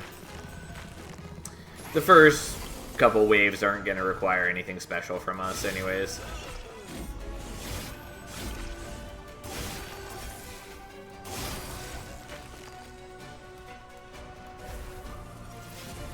Well, not what I was hoping to hit, but so be it. We'll make do. It's just not going to be as nice as last time. I thought about waiting on the Rail Spike until we hit the Engrafts, but we didn't know exactly when those were going to line up.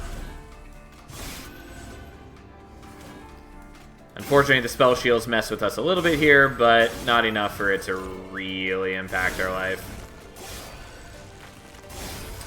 It just makes it a little harder for us to kill all the enemies with Sentient, but that's fine. We still get there with reasonable ease.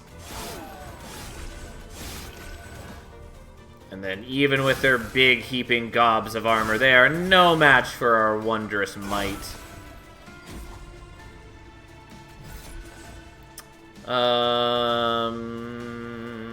Yeah, I mean, let's get a little bit more damage on our Husk Hermit. As much as I just want to keep buffing Sentient, having a bit of damage for Relentless is prudent. And for, you know, other things. Alright, at least we're reasonably good at taking down the mini-boss. Since our Husk Hermit is not doing an incredible amount of damage.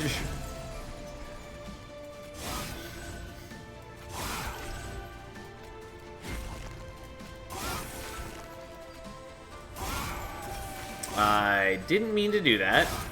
I, for some reason, thought that I was still going to have energy for the Razor Sharp. It's fine. We're alive for now. We just need to make sure that we can actually beat Relentless, which I'm not totally confident in yet. We're in reasonable shape. Also, I should do this in the right ordering.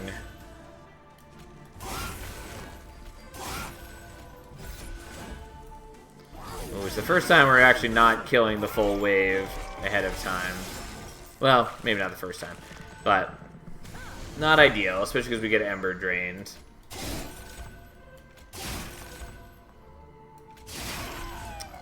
Luckily, we're still able to play everything this turn, so it doesn't ruin us too badly. And yeah, Divinity's gonna die, no problem. We've just been able to chunk it down enough over time that even though we haven't had, like, perfect turns, it's gonna go just fine.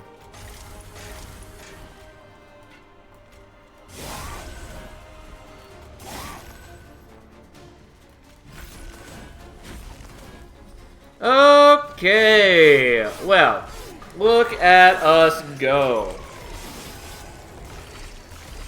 I feel like Sentient was still a pretty meaningful contributor to that win, so I'm reasonably happy with that. And it was a fun run overall.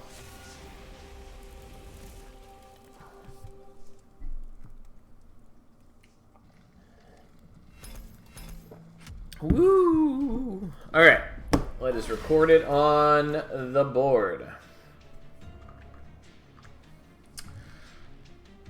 Okay. So that was... Why are you not contributing? There we go. Oh god, why is it doing this? Alright. Let's do this a different way.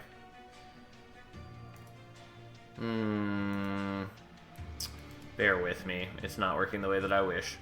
Okay. 1 second.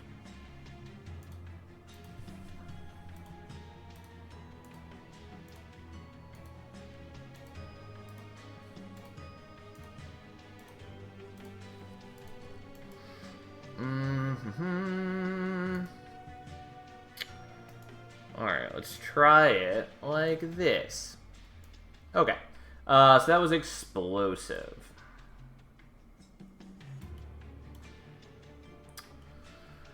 Cool. Excellent.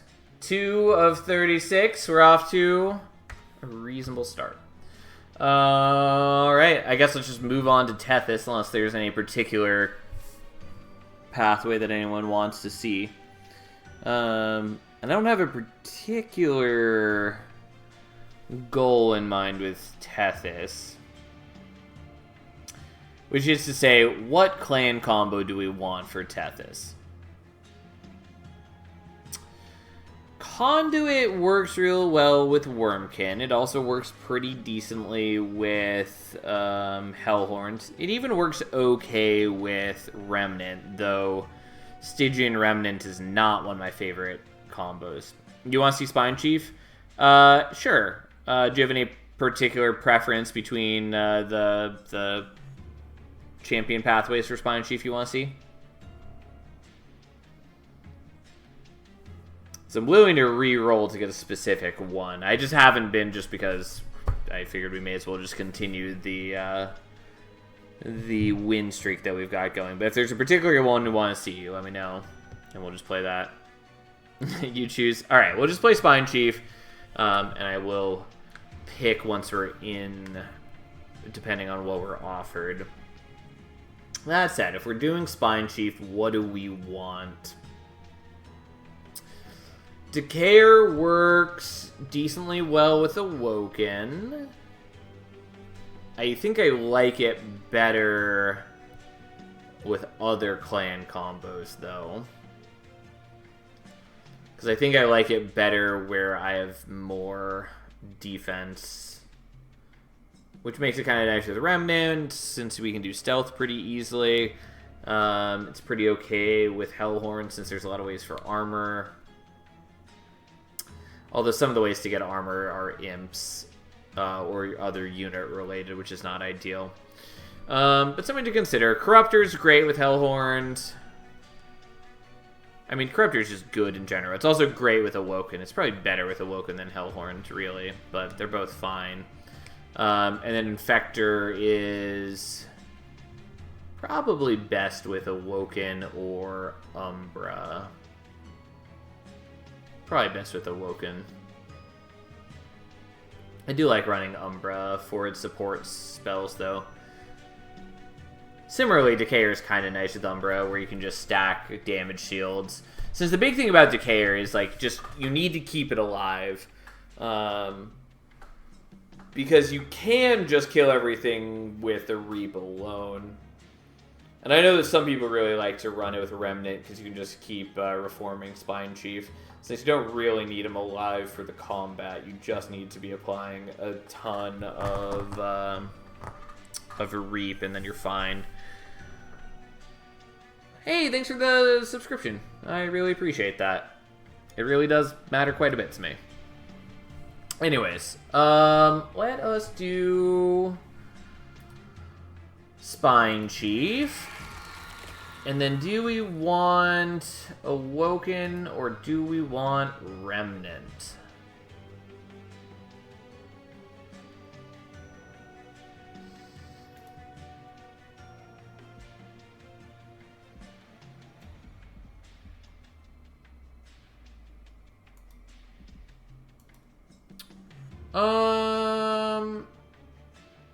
We're gonna do Awoken. And we're going to do it with the root seeds. That said, I'm going to get more water right before we begin. So give me one moment. I'll be right back, and then we'll do the run.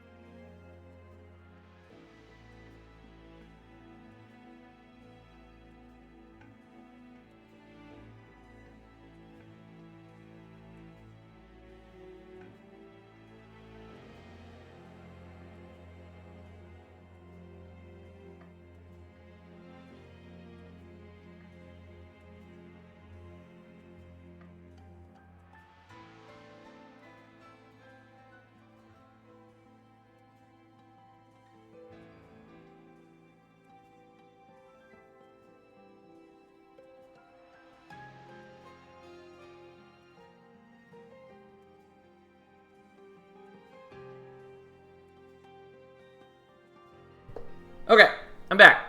Let's see what we got. We're against Diligent. Honestly, not that bad with Wormkin, kind of. It would be better with Echo Right.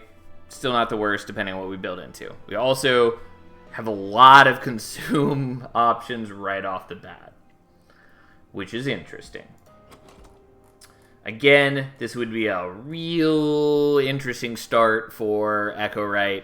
Less good of a start with Spine Chief, but still not bad. Okay. Things to consider. Interesting.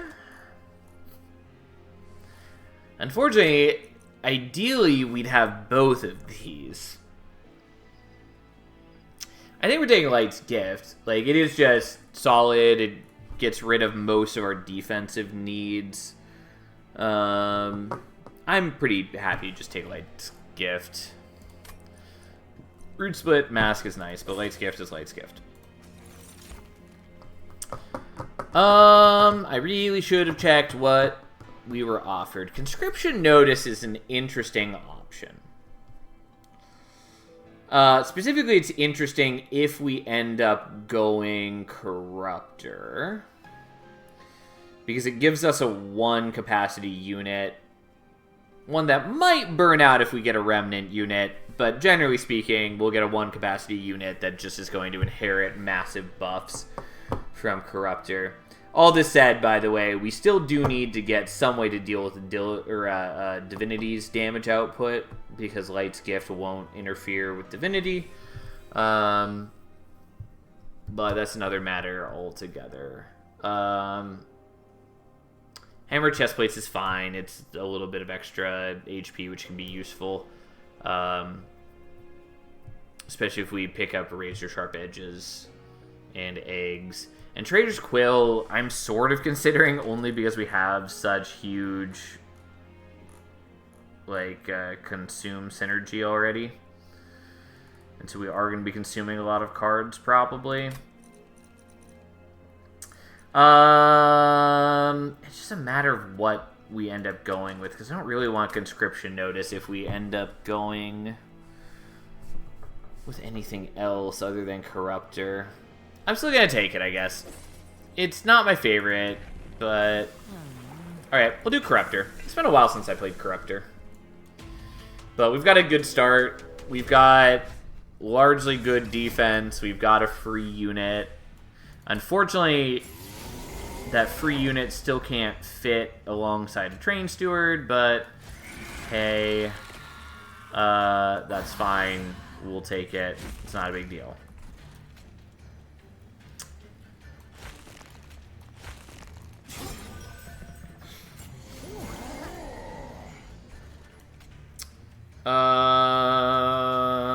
Okay, I guess we'll do that, that, and that.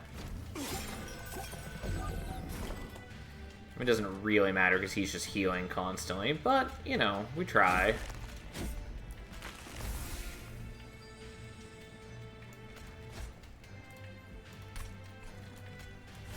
May as well kill a dude since we have a limited number of attacks.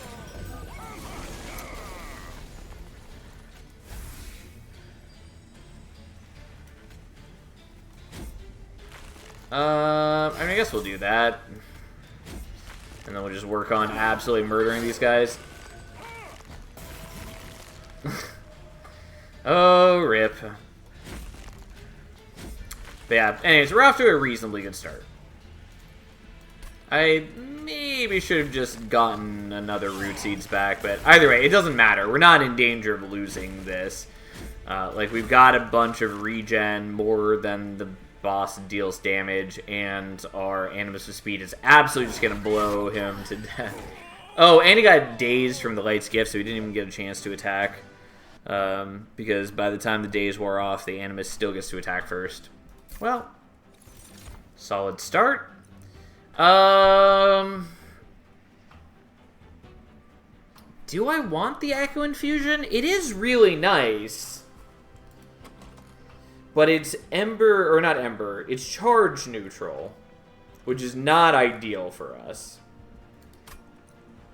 At least it's not charge negative, but charge neutral is less exciting still. If we were playing Decayer, that would be like perfect. Well, not perfect, but it would be nice. And we've got Light's Gift, so we might not need it. Still potentially useful, though. I'm going to pick it up. I still like it. Do I want a Vine Grasp?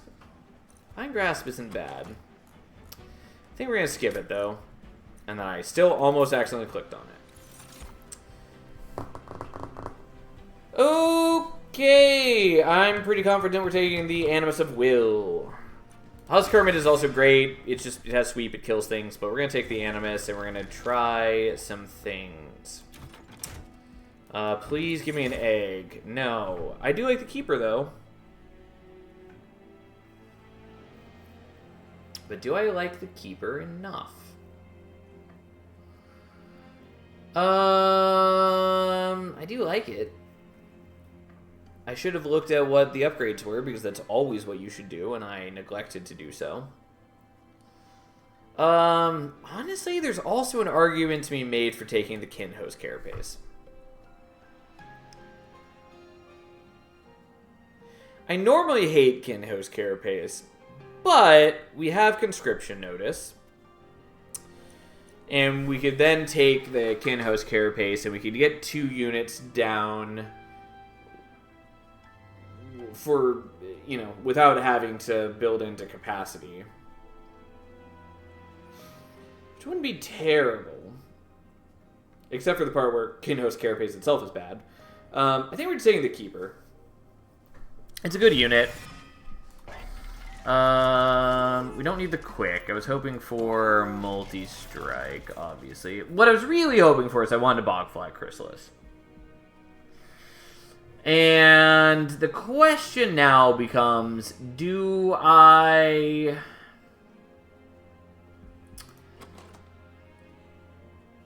make the fusion now, or do I hold out hope for a Bogfly?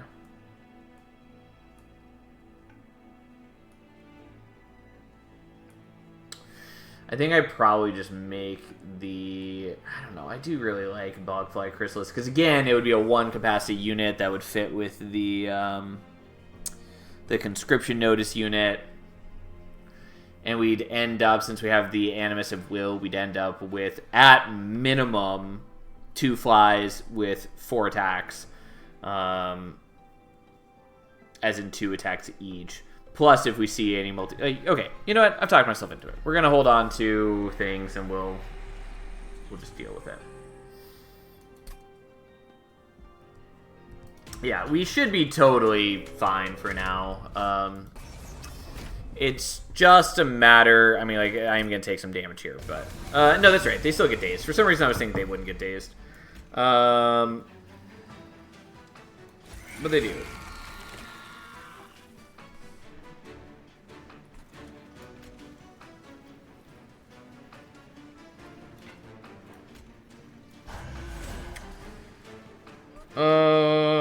Okay. Oh, there's gonna be so many units. Unless I kill you. I think we're still willing to just do this, though. Because we'll get rid of a couple units here. There's still gonna be, like, 5 units, but we'll get rid of a bunch of them. Because you're killing 3. And then you're killing that. That's fine. We'll do that. Good enough.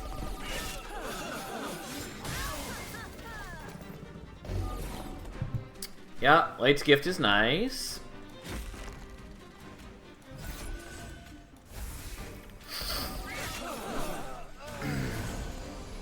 Yeah, and you have sweep, which isn't ideal. I should have given the HP to you, but I was like, we're not fighting anything that's got spikes or anything like that. But of course, there's the guy who has other concerns. But so be it. Not a big deal.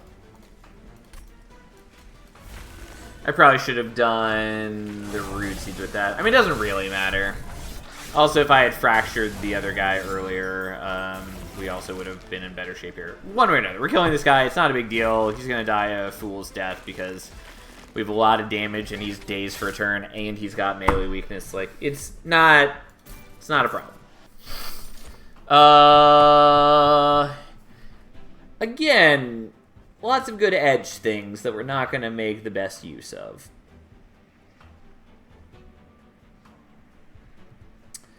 I don't think we need the Bounding Echoes. I don't think we want the Echo Transfer, because it's hard to use Echo Transfer well with Corruptor. It's doable, just not ideal.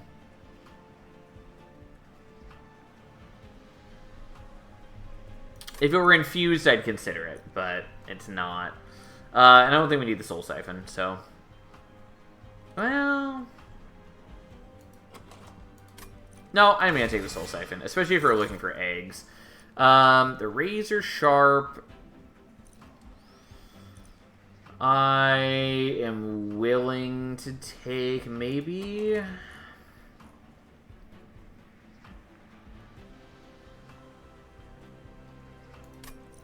I would love it if it were infused. I'll still take it, though. Questionably. You skipped on your favorite heal card. I honestly don't even know what card that was. I don't think we want to dupe anything.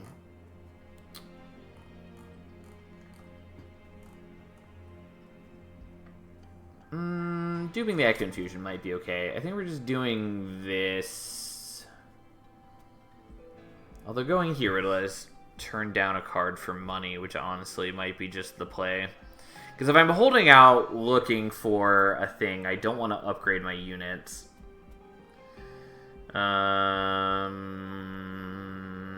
Yeah. And I don't really need the extra health. Okay, fine. We'll do this. I don't know.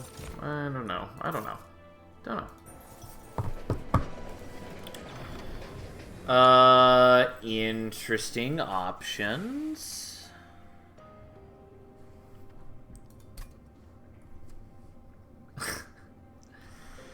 You know how it is, Ashiaka. Alright, we'll do the Razor Sharp. We don't need it now. I will take the money out of a little bit of greed. And do I want to do this? Kind of? I think I'm willing to do this, even though it is charge neutral, which is not perfect. Luckily, we have Light's Gift against the double explosion bombs, because not having that is really bad.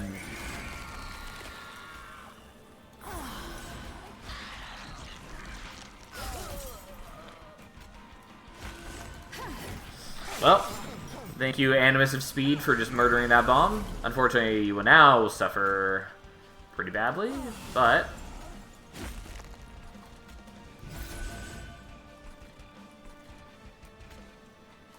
Nah, sure, let's do that. Doesn't really matter, we just need to be buffing top floor, basically, but I figured I may as well thin out the herd some.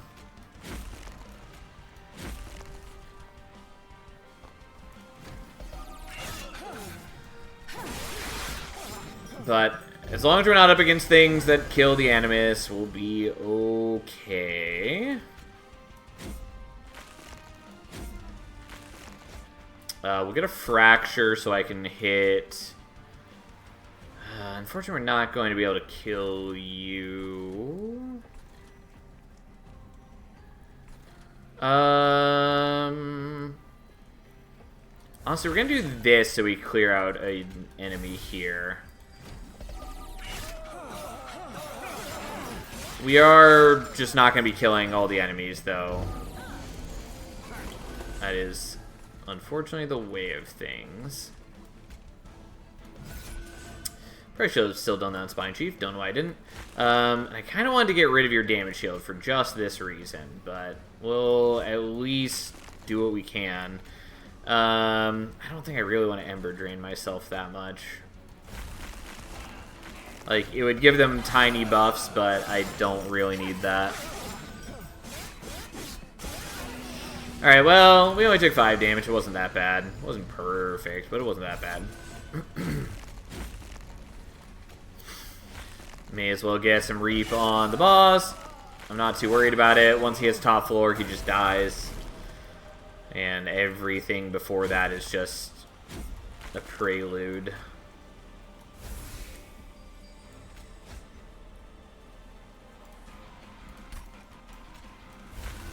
I mean, like, we do most of the work on mid-floor, even with the minimal support we've given it. Probably because the Wildwood Saps were doing a lot of work for us there. But, anyways, now we just absolutely blast him to death. He doesn't even get a turn now that we've buffed up. And it's only gonna get better as we get higher ranks of Corruptor. We don't need, and I don't think we need. It's cute. I don't think we need it, though. No.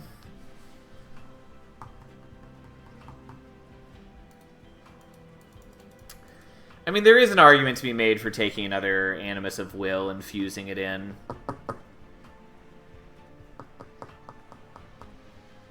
I was really hoping we were going to see Bogfly Chrysalis here, so I wouldn't have to guess about our needs. I'll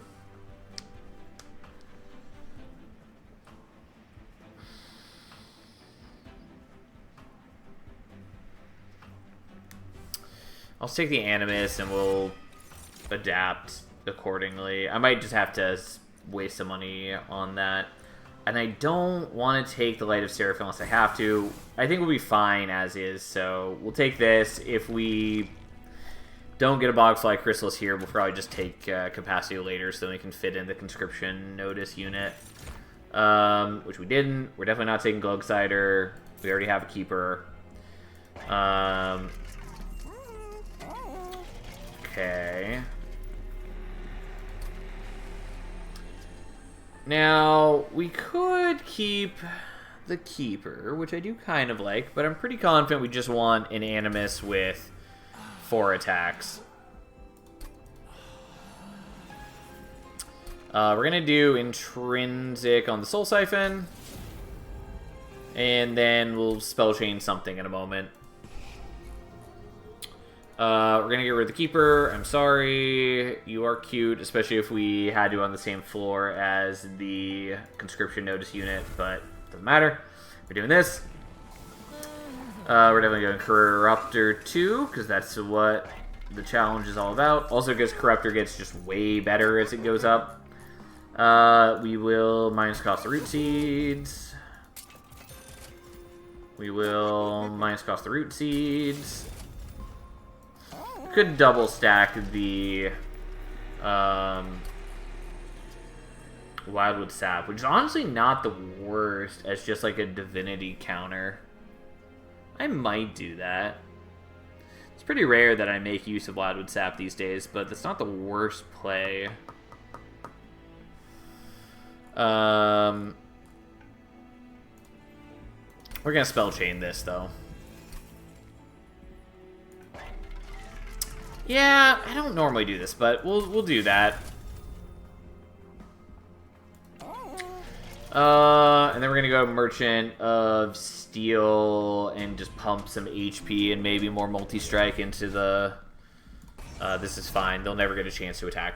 But we're just gonna pump more HP and stuff into the Animus. Also, in the ideal world, we end up hitting.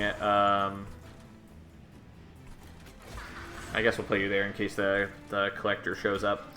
Anyways, in the ideal world, we end up hitting...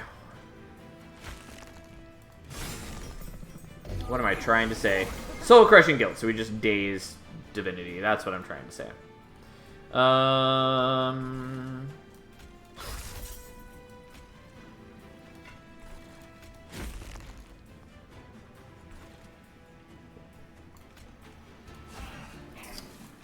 I don't actually want to get rid of the haste one because it'll kind of mess up my plans. So, We'll just get rid of some other things. And watch as we just obliterate all opposition.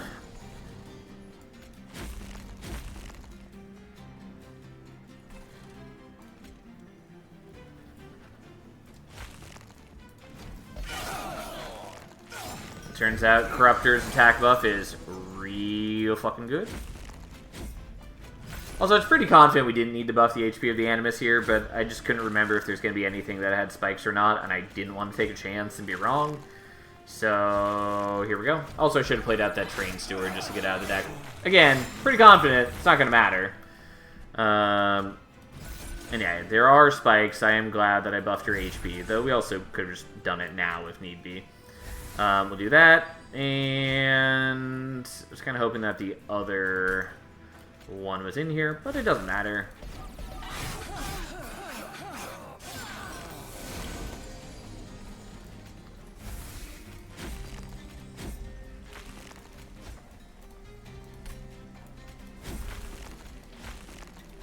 Clearly, the Jank is not strong enough to stop you currently. It rarely is, but that is because I was born in Jank. I have spent so much time exploring its dark depths. And I do not shy away from its siren song. Oh. Also, we haven't played any of the, like, truly difficult champion pathways yet. We're absolutely not taking this. I don't even know I'm hesitating. For a moment, I thought this was Soul Crushing Guilt, and I was way more excited. It's not. Broken Memories. Again, we have, like, perfect things for an edge deck, and we didn't build an edge deck, unfortunately. Would you say you were molded by the Jank? I might, in fact, say such a thing. Do we want the Broken Memories? It's kind of cute with the Wildwood Sap.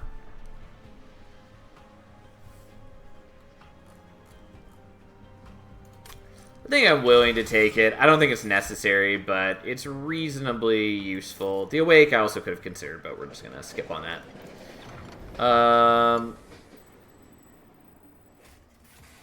No, you can hold on to that. And honestly, that's not the upgrade I wanted. Like, it's doable, potentially, but it's not what I wanted. Although I suppose it will matter a lot less if we just pump HP into you. Unfortunately, I can't do the large stone.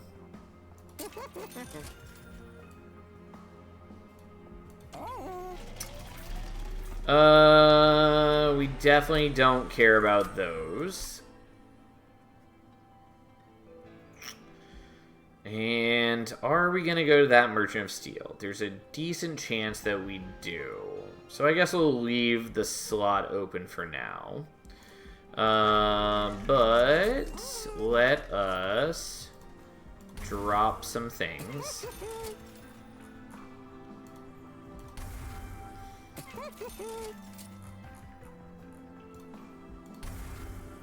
Okay, that's a lot of our cash, but that's fine. Getting rid of the stewards is helpful.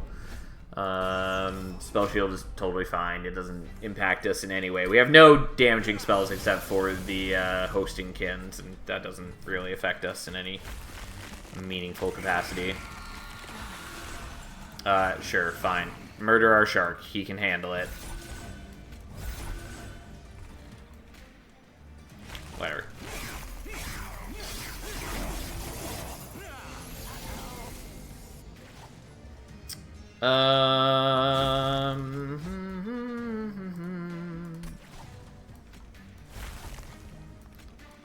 Well, there we go. We had to use a Root Seeds to get him to die from the Reef, but we'll do it if that's what it takes. Because I want that money, especially since I just spent, like, all the money that I had. What is even in here? Oh, yeah, nothing I care about yet.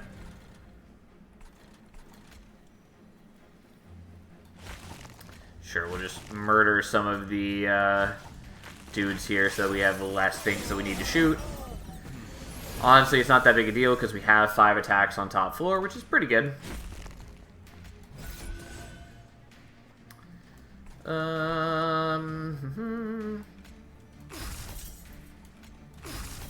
Oh, you had more spell shield than I thought you did. Doesn't really matter.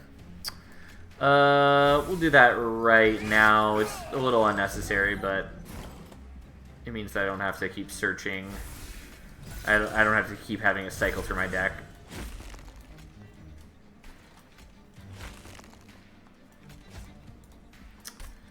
And we'll get rid of the other one. I don't think it's going to be an issue. Our Animus isn't like crazy strong because we don't have any direct damage buffs other than the root seeds.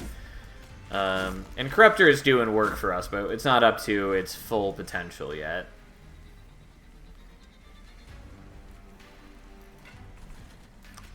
Ideally, we don't want to kill his minion because that is not great.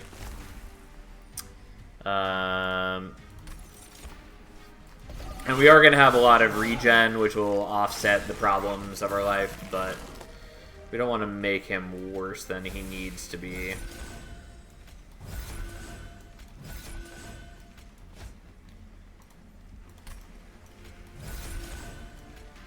Kind of would have liked to have used some of the root seeds this turn so we'd have more draw next turn, but that's fine.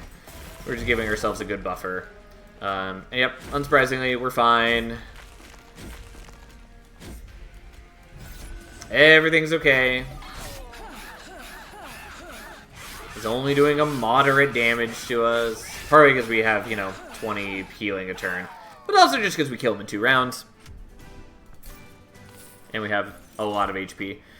There's the Soul Crushing Guild. I don't fully need it anymore, and it's a little annoying for us because it reduces our charges. I'm still taking it. And if we're offered double stack, we're taking it.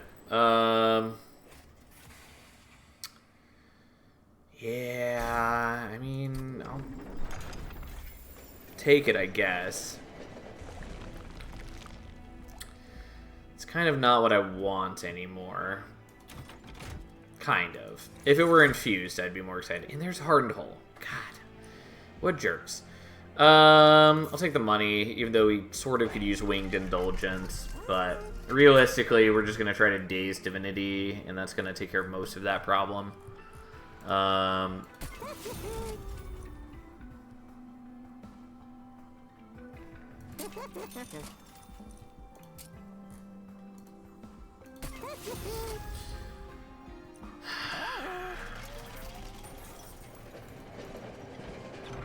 Kind of hoping for build a card. I'll take the Rail Spike. Do I want to do that? Kind of. I don't think that I'd super do, though. I think we'll skip on that. Alright, so here's the deal. Do we actually want to keep the Razor Sharp Edge or not? The problem is that it creates a bunch of copies of itself. And it's not infused to begin with. I think it's fine to keep for now. What we are going to do is we're going to start getting rid of things that are not infused for the most part. Which is to say we're going to get rid of the hosting kins. They're fine. They're not doing a ton of work for us, and we don't need them. We're going to go to the Merchant of Steel. I think we're fine. Just leave it as is for now.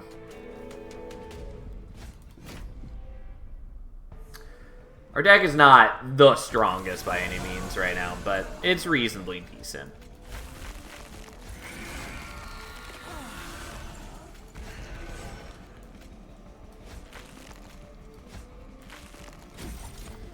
Alright, it's a little silly, but we're doing this.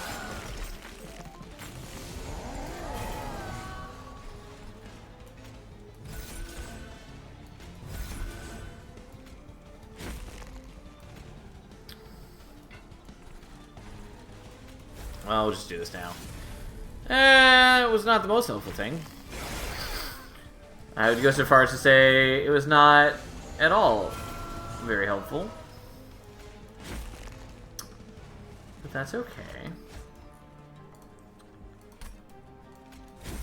Okay. So I don't mind so much it creating a consumable copy of itself. Although we still have one that's not working for that. Let's just get back the Rail Spike. I thought about doing the Razor Sharp, but we're not gonna do that.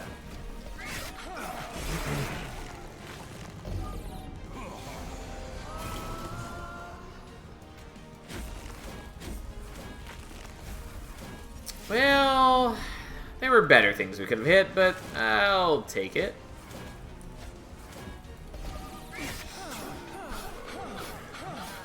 I mean, overall, we're in fine shape. This is not going to be particularly bad for us. We've even got plenty of ways to keep our HP up.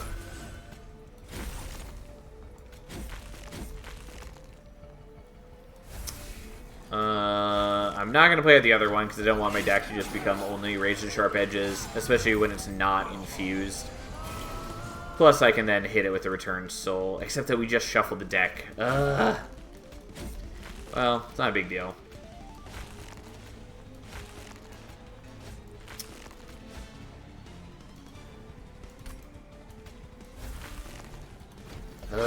Again, what beautiful etch synergy we could have had, but I wasn't even offered a First of Kin. Had I been offered one, I probably would have taken it, or at least considered it. Well, it would have been awkward because of its capacity, but we could have used it as fusion fodder, since it has such a good infusion, and I would have appreciated that for sure. Well, Fell's already almost dead. It's not going to be particularly hard to finish her off.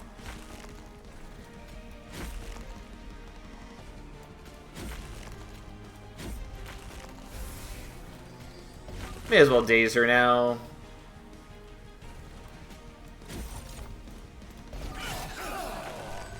Doesn't really matter. She's, you know, going to be dazed for like a turn when she hits top floor. It's not a big deal one way or another.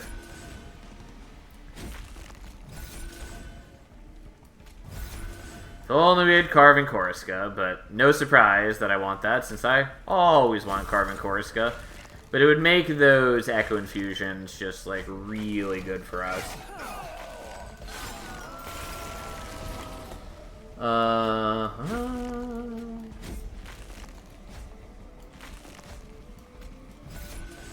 Or at least it would make them decent. Regardless, still daze for 2 turns. I could daze for more. In fact, let's just do it. Actually, it does reduce our damage a bit. Doesn't matter. We're killing Fel in a single combat regardless. Because reasons. Channel Song is unfortunately just a bad card for the most part. Just because at higher Covenant you tend to run very few units. And since it doesn't have inbuilt intrinsic, like if it naturally had intrinsic, it would be a decent card. It would actually be a really cool card because it would allow for a number of easy strategies. But the fact that it doesn't have inbuilt intrinsic makes it really awkward because, whatever, it's not a good card. If this game didn't have the banner priority system, it would be way more useful. The fact that you're guaranteed to draw through your units reasonably quickly means that it's pretty easy to draw into Channel Song when it is worthless for you. Again, I can see the picture of an egg deck that we could have had if we just were offered the egg we wanted, and it's a shame. Technically, we could have taken Kinhost Vessel, I suppose, but I just wanted the Bogfly, and it would have been grand. Anyways, we're going to skip all that. And then we're taking Capacity. I almost forgot that that was the plan. It doesn't, like, tons matter. It still is nice, though. And then we don't need Endless. I guess we're taking the Battle Stone, because I'm not going to visit another Merchant of Steel. So, fine.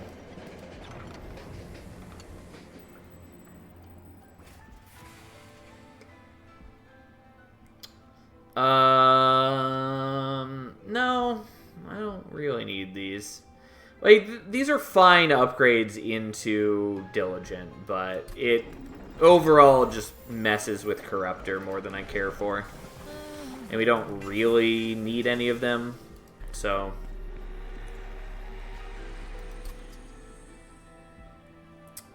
okay, so we're going to be able to get shards next ring, no problem. We're we're going to get rid of this because I don't really need it anymore. I also could get rid of that. I don't think we're going to. I know I picked up the Broken Memories, but now I'm considering dropping it. Or even dropping this. I think we're still going to keep the Wildwood Sap, but I don't think it's that necessary since we've got the Echo Infusions. I guess we'll just get rid of a Fracture for now. The Razor Sharp Edge is also still something to consider dropping. Like I said, same with the Wildwood Sap, but it's fine for now.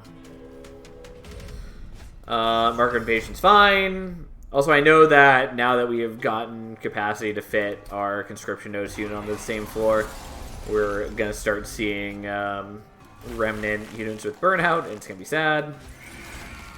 Well, not quite. And honestly, I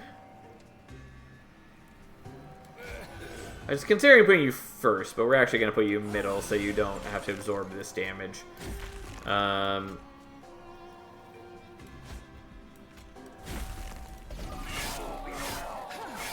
I don't mind you gaining me some extra cash.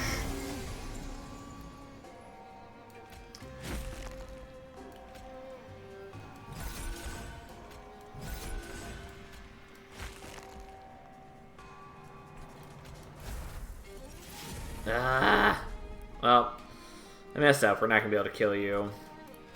Well, fine. Fine. At least the Paraffin Thug is gaining us a fair bit of extra gold over the course of this, because he just needs to kill one thing a turn, basically. Which I don't know for sure that he'll be able to do, but man can dream.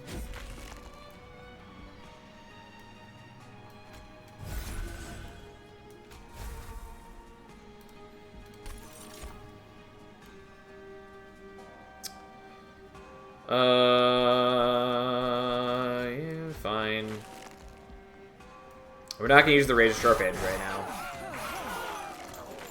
We're going to try to hit it with the Return Soul.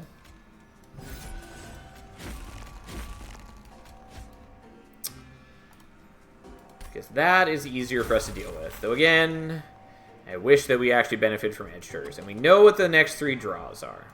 Okay, I'm willing to use this now.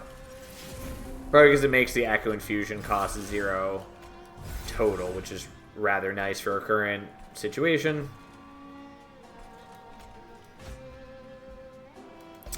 Could have played Root Seeds on the Little Money Guy for a Charge Echo. It wouldn't have killed it, though, because we only had 2 Reap on him, and that would have brought us up to 2 charges, and so 2 times 2 would be 4, and he had 5 HP. Because I did consider that, but I was 1 charge too short, or 1 Reap too short. Which, had I started the turn differently, I could have made work, but I didn't realize it until I was too far into the turn to fix it.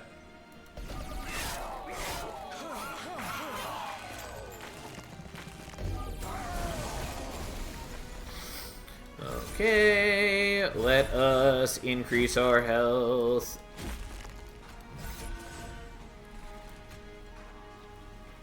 I mean, it doesn't really matter, but we may as well kill him. Alright, 5 HP this ring. Yeah, like, that was part of the issue, is that I was thinking that he had less HP than that, but he did not. And that was a disappointment, but that's okay. Not a big deal. We're still doing fine on money, and we got a bunch of extra money from the Paraffin Enforcer, so... Not like a crazy ton of extra money, but, you know, extra money, that's nice.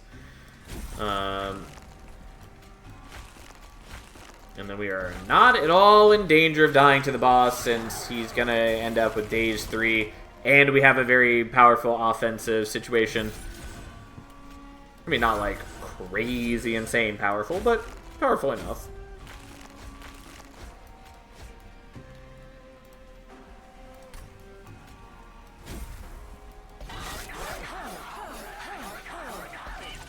I was secretly hoping the Paraffin Enforcer was going to kill him, but I wasn't going to sit there and do the math to figure out if we could manipulate it to do that. We don't need Forgotten Trade. Again, could have had a good Consume Edge deck, but didn't quite have the pieces that I really wanted for it. That's fine. Not going to worry about it. We don't need Ancient Resonance either. We don't need the Wildwood Tome. The Encraft is kind of cute. And we are going to the Merchant of Magic. Do I care? I don't think I care. Maybe I care, though. I don't think I care.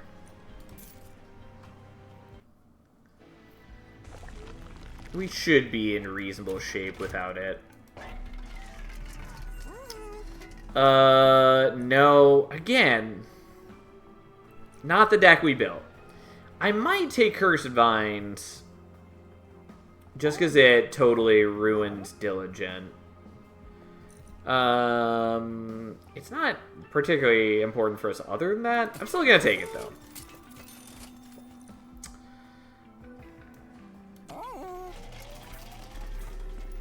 And we need to get things. We'll do this.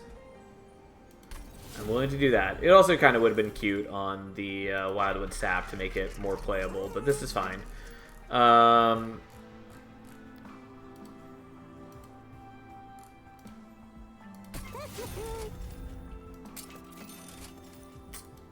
there's the double stack, which we want on that. And then we're going to do this, and we're going to dupe that because reasons. And then what are we going to drop?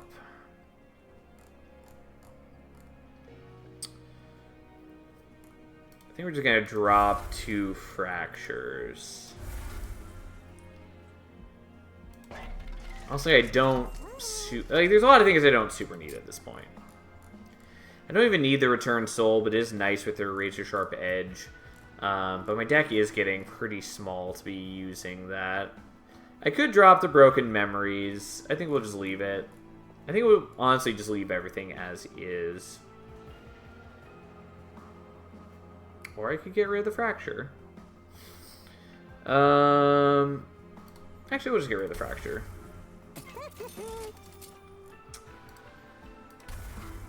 I also thought about getting rid of one of the Echo Infusions. I honestly don't think we need them a ton, and they are charged neutral because we didn't hit Carving Koriska.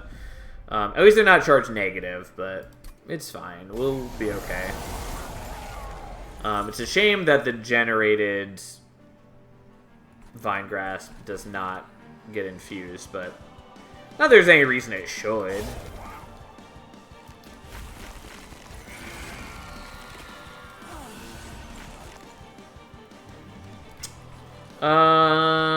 I think I still want you in the middle. I was considering putting you up front this time, but I think we still want in the middle.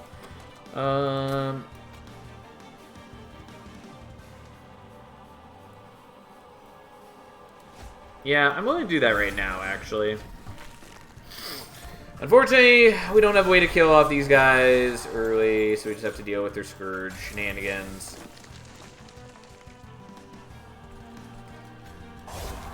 Well, and we're going to take a tiny bit of damage.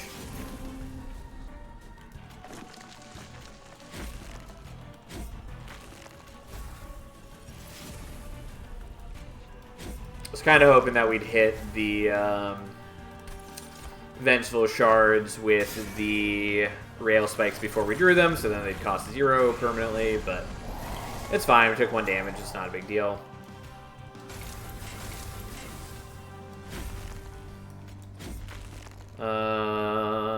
Right.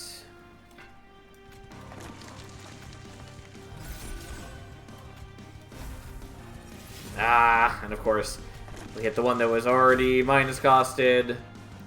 Whatever, that's fine. We'll leave things as is. Unfortunately, Diligent is a bit of a pain, just because of all the Scourge cards, but we'll make do. If I really wanted to, I do have a bunch of different options around these problems. Oh, whoops. I forgot that we just reshuffled the deck, which is a bit of an annoyance, but it's okay.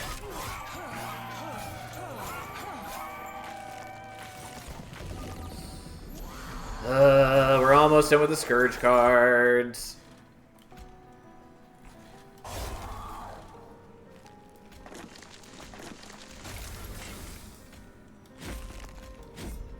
What a world that will be. But it's fine. We're not in danger. Not in danger of anything other than mild annoyance, at least.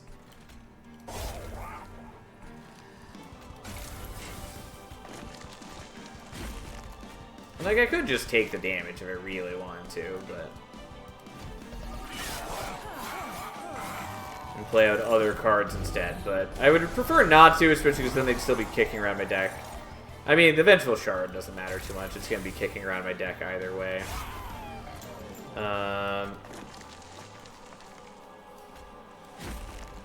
We are actually letting one through as is.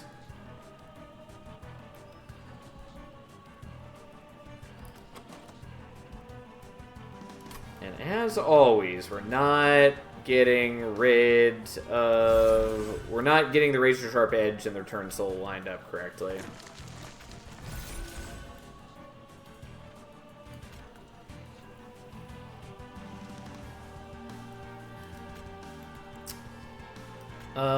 Whatever, we'll just do that. I also could have killed him had I thought about it. I had thought about doing the Razor Sharp Edge, but I was like, that will only bring him down to 1, but I forgot that I could do it twice doing this, which would have done it. Oh well. If I had a deck that was better at generating charges, we also could have done this. Either way, it's fine. I messed up a little bit. It's whatever. I also, like, could have killed them with the Vine Grasp earlier had I realized that I needed to, but I didn't think I did.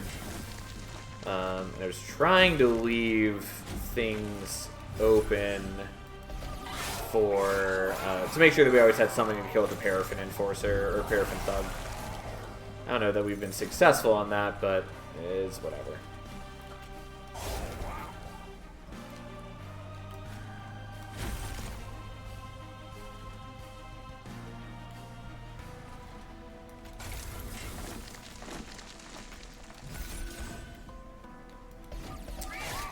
Well, I did want to daze Diligent, because I don't know that I'm actually that strong here. Yeah, I mean, it'll get better in mere moments.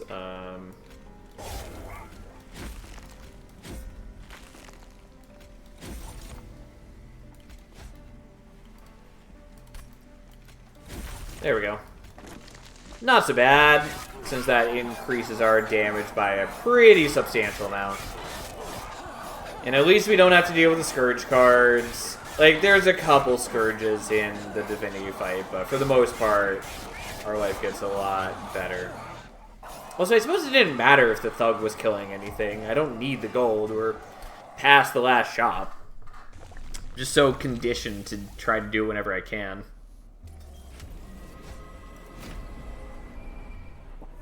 Not that I use Paraffin Thug, like, ever. At least it got buffed. It is better after it's buffed. It's just still sort of underwhelming. Alright. Okay. Again, not my favorite option to display here, but fine.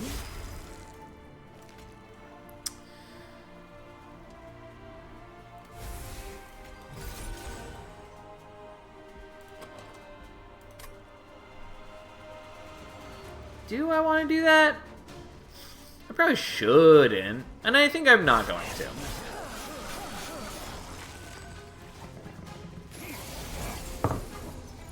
Okay. I don't think I need to do the Vine Grasp on you guys, so we're gonna do this.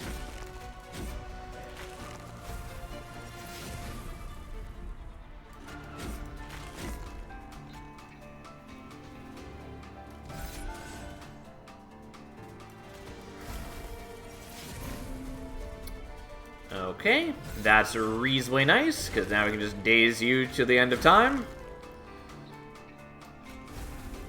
And we'll bring that back, although the Wildwood Sap also would have been reasonable. And I guess we'll do this. We are going to reshuffle the deck, so unfortunately we can't hit the Razor Sharp with the Return Soul yet, but it's okay. Oh no, we're making these guys stronger.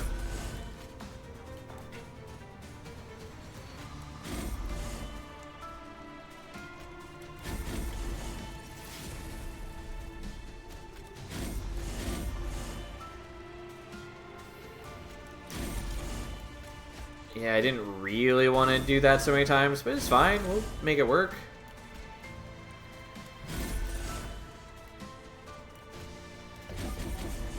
Okay, we're not going to play that one out, though. I do need to still be generating charges. It is more valuable for me to be doing that than not.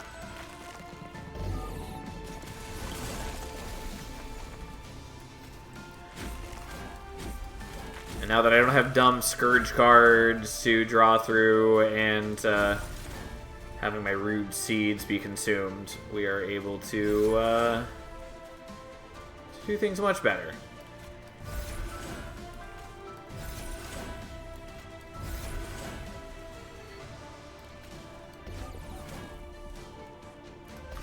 I'm sure none of the enemies being able to attack for the rest of the combat will help us win. Just seems good. Yeah, you're not wrong. It's almost like Light's Gift is a very powerful artifact as long as you play around the situations where it's not going to work for you. As long as you're aware of those and you build accordingly so that you still have an answer, it is real good. I will get rid of this one now because it doesn't matter.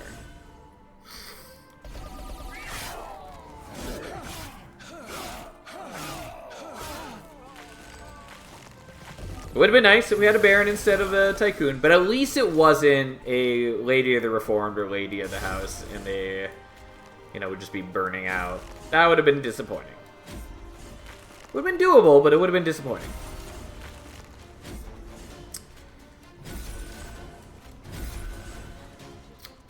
Alright.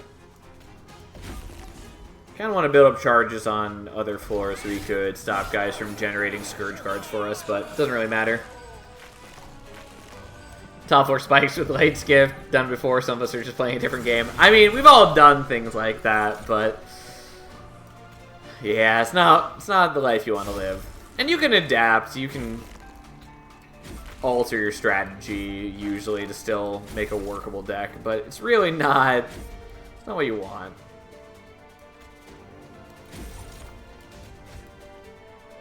Oh, I didn't realize I already had one. Oh, no, I didn't. It just added a copy of itself is why it looks that way. Anyways, regardless, we're fine. I think you can stop spending shards to stun Divinity. I mean, you're not wrong, but it doesn't make me want to do it any less.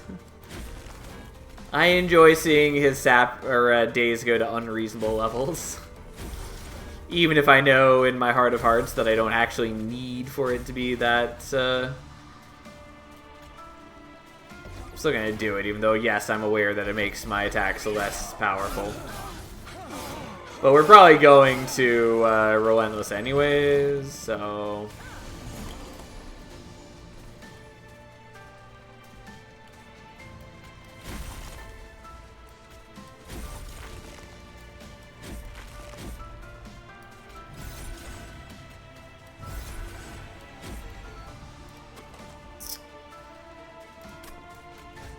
Let's get back.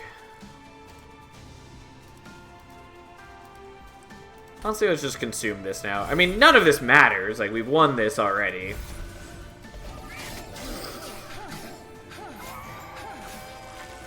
Like, we're already powerful.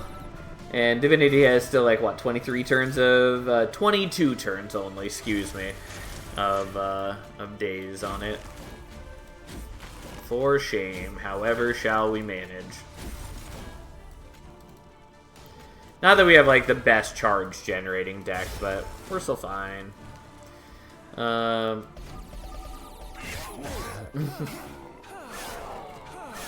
would have been over 3 or 4 turns ago if you had sweep. Yeah, you're not wrong. I could have taken out Husk Hermit instead of the Animus of Will a long time ago, and yes, we would have been totally fine. Which is why that's what I normally do, but it doesn't matter. This was good enough as was. It wasn't a particularly difficult fight for us, but turns out Corruptor's real good. Even with a not optimized deck by any means, like, we still fucking crushed it. Which, to be fair, part of that's because we had Light's Gift, and that provided us all the defense we needed. But on the other hand, we also could have just done quick on a Husk Hermit, and then had a quick sweeper with insane attack power. And guess what? That also kills everything without taking damage. So, we had options. Anyways, let's add it to the board. And see what else we want to do. So that was Corruptor Spine Chief. Alright, what are we playing next? Anyone have any preferences?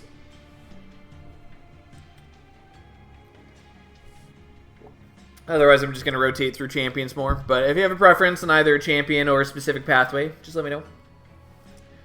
Dire Channel. Alright, Dire Channel it is. Although, let me quickly update this. We've done 1/12 of the options so far. Not bad progress so far. Okay, it's Dire Channel.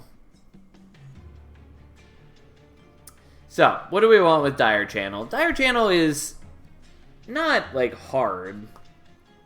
Sort of. I mean, it's hard to make it a major part of the deck, just because there's no way to make it do, like, extra hits. I can still just have it doing damage. I think in the ideal world, to feel good about it, we'd have it be our frontliner so that it blocks attacks and still gets its damage dealt to heavies. The other option is to go like Lodestone Totem and heavy sap enemies, or Siren Song, and just get enemies out of the way so then Dire Channel can just shoot the bosses. I don't know why I would ever want to play Dire Channel. I like to see somebody good do it. Yeah, it's not a good pathway. Like, it's fine. I don't hate it as much as people like Rising Dusk do. I don't think it's a good pathway, to be clear. I think it's pretty overshadowed by other options. But it's not, like, worthless. It still does damage with little investment into it. Heavy area spell damage and let Champ pummel the bosses. Yeah, the other option is looking for, like, Inferno, which wouldn't help with the incanting, but it would help with clearing out enemies for Dire Channel to just shoot what remains. There would also be Vent in that clan combo, which also wouldn't be terrible. I think I'm willing to do that we take Stygian Hellhorned. I mean, it's really contingent upon seeing things, but I think that's what we're taking. I'm just here for the God tier Spike's Icarus run. I mean, we'll do that eventually. Like, I like Spike's Icarus or Icarus Fade quite a bit. Glitter works too. I assume you mean Glimmer, and yeah, it does. But then you don't have as many options. Also, I was looking to see how much HP do you get? 10, 20, 40. Not a ton, but that's fine. Unfortunately, we're likely not going to see what I want. But in my dream, we play solo Soul Guard. And by solo, I mean we might put like a tank with him that does 0 damage, or put him with like Lodestone Totems or what are they called? All I can think is Offering Monument, and that's not what I want. The one that creates armor. Guardian Stone. Anyways. Yeah. So we're doing Soul Guard. We're doing Hellhorns. We're taking the torches, not the Implings. We will probably break our win streak here because we are just going to play Dire Channel, and if we don't get offered it, then we'll make it work. The Moss Mage is fine for what we're planning, maybe. Let's see first if we have Dire Channel. We don't. I'm going to reroll. It does break our streak. That's fine. I don't care. Fortifies and Mollusts are fine, especially the Ice Storm. Still no Dire Channel. I mean, it's fine. If we want to do a big streak again, like, if you guys want to see me play Monster Rain long term, I will consider redoing all the challenges we've done. And one of those was doing a win streak with every champion or clan combo back to back. So, like, if we want to do a long win streak challenge, we can do long win streak challenges. We can also just do... God, it really doesn't want me to have Dire Channel. We can also just do, you know, like, no reset, random win streaks as well. That was a painful one, losing after so far. It really hurt whenever I lost at, like, 42. Like, it was painful, man. I'd have forgiven you for keeping the streak. I know my forgiveness matters to you. I appreciate it. I would have kept it, but it's fine. I kind of want to do Dire Channel. God, it just doesn't want me to have Dire Channel, though. Like, I'm willing to play whatever fucking cards it gives me. I just want to play Dire Channel. God, how many is this now? Is it like 6 rerolls?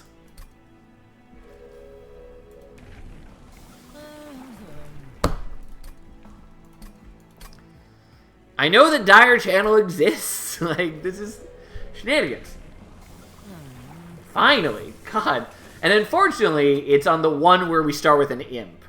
Like, there were so many other better starts. But of course, we start with the imp here. Which, to be clear, the imps are great in general. It's just not for what we're going to try to do with Dire Channel. But that's fine. I would have happily taken the Mollusk Mage start. I think we're taking Iron Drop Cage. Hell Pact is interesting in general, but pretty trash with this clan combo. There's just not a lot of X cards in the game, and many of them are bad. So, like, we're definitely taking Drop Cage. I'll take the Divine Boon for the gold. And then we'll see what we can do. We definitely want the unit draft, kind of. Not that many ways to move in this combo. That's not true. Hellhorn has the best movement options. Because it's got both Hidden Passage and Tiresome Climb. And then Stygian also has Siren Song. So, like, there's a number of options.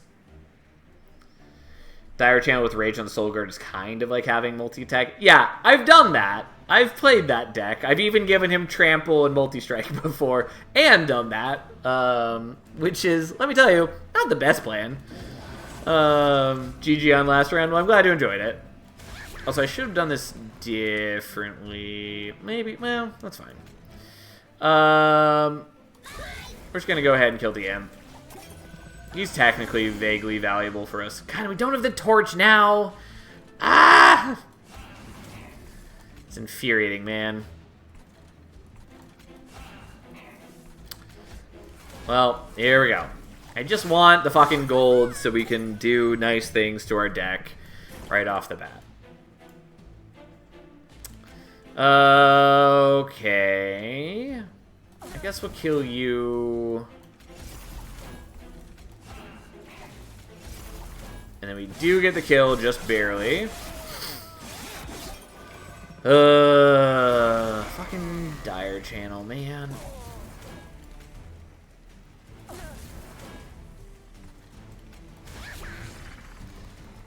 Yeah, I mean, you're just gonna trample over those guys. Because I should have kept the other one on. It doesn't matter. Everything's fine. Everything's fine. We'll kill the boss, no problem.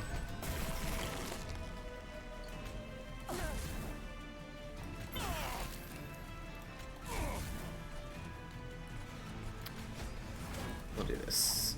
I could have done the torch up top, too, and probably should have. Dire times call for dire channels. You're not wrong. Perfect. Not that we needed it, but it was still nice to have them discard in the correct order. Go forth, my dire channel, and murder them. Okay. I might want the Helical Crystallis. I also kind of want the Crypto Builder, but we don't have proper discard things, kind of. And we got the Foregone Powers, and we have the Titan's Gratitudes. But I'll tell you right now, we're going to drop the Titan's Gratitudes, because they're bad. Or we might keep them, get rid of the Foregone Powers. They're bad, though. I don't want them. God, why couldn't we have had the start where we had, like, the Mollusk Mages and the, not Ice Tornado, the other one. Ice Storm. The one that hits 5 times. What a world that would have been. Anyways, we'll take the Helical. It's not, like, perfect, but it's better for us. We're not taking Ritual Battle. Am I willing to take Titan Sentry? Kind of. It's kind of counter to what I want to do.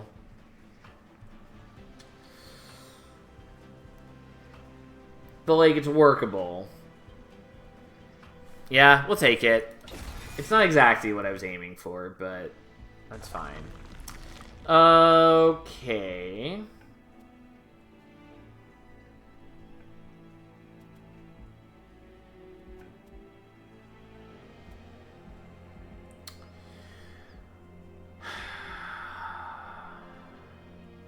Just trying to consider what I want to do here. I'm pretty sure we're going to the Merchant of Magic. Pretty sure. Although it might be nice to go to the Merchant of Steel looking for like Incant Armor. That would be quite nice. Unfortunately, Soul Guard has not a lot of life. And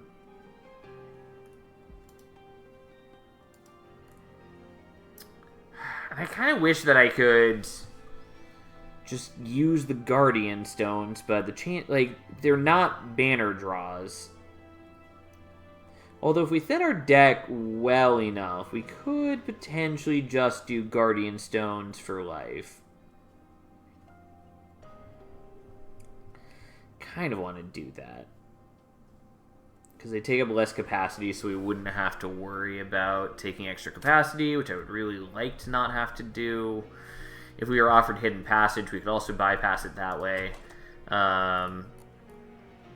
Anyways, bear with me, because what I'm mainly deciding is if we want to fuse the Guardian Stone into the Titan Sentry or not, and if we want to go left to look for a different unit, or if we want to do this. I mean, like, realistically, we should probably just take the Titan Sentry.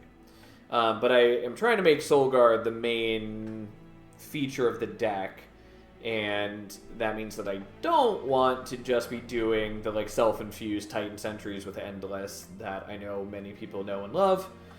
Because that kind of defeats sort of the purpose. It does give us the wave clear, kind of, that is helpful, but I don't know. I don't know, man. I think we're going to the left.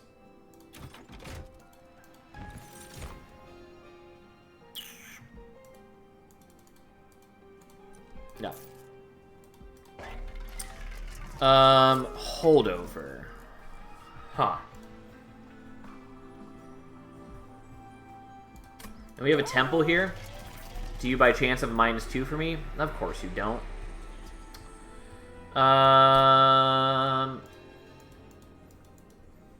Honestly, like, that's not the worst thing. Especially if I only had one of them.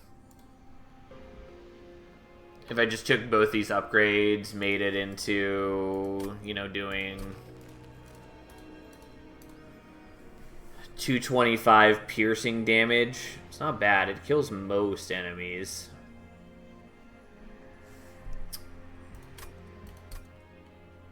I kind of want to do Holdover Helical.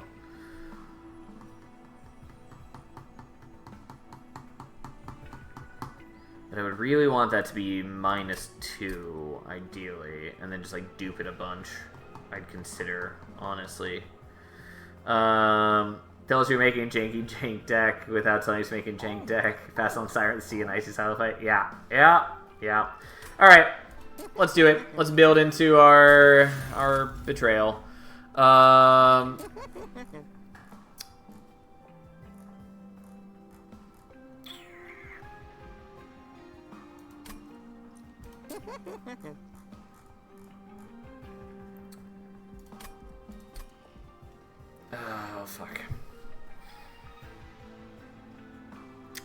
God, am I willing to bet on that? So, here's the deal. I kind of want to hold off on augmenting the helical until next ring, because I would like to see if there's a -2 at this temple, because then if there were, then we could hell vent it with a -2, and we'd have 2 helicals that cost 0 and have holdover, and that would be fun. I would appreciate that. It would be better if they had magic power. Whatever, that's fine. Still useful. Not perfect, but useful. But if we don't hit the -2, then it becomes a terrible option, because then we'd be duping a helical, and we'd have to then augment them separately. And I think we're just willing to do this. It's not perfect, but we'll just do it, and we'll cry. We'll cry and cry and cry.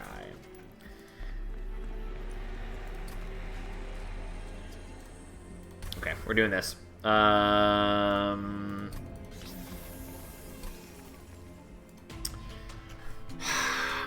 The problem is, like, the Helical Crystallis is not going to be... And honestly, I probably shouldn't do this. We're going to do it anyways.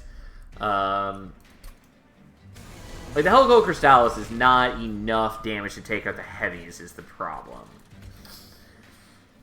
But we're still going to roll with it.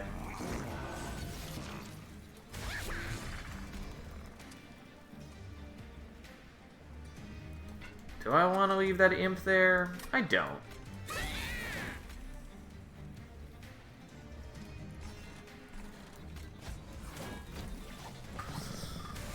Okay.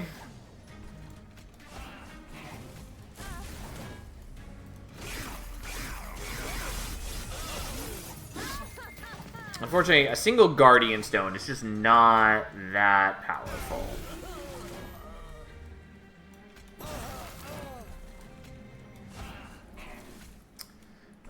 Which is why I kind of want like a second Titan Sentry, but they're bad to have back-to-back Titan Sentries, and I'd have to take capacity for it, and it's just like, it's a lot of problems for not a lot of benefits, and it's just, it's problems.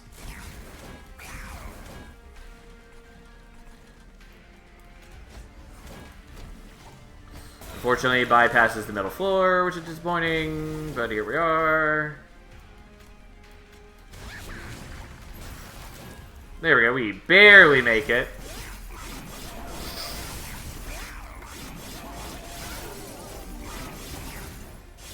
And he's dead. Now just, like, give me Inferno or something. It's not even perfect to have Inferno. I also would have happily taken Vent, but we also didn't get that. There's the Vent. We don't totally need it now, but I will take it. I would have loved it last ring where we could have given it magic power. I also would have loved to have gotten Hidden Passage. Also, okay, we're going here.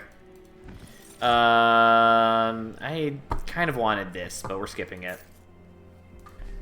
We've got our choices. And here's the -2. My pain is known.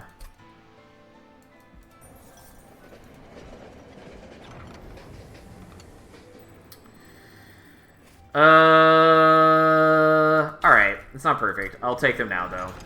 It is a concern. And also, I really didn't want knockback Talos.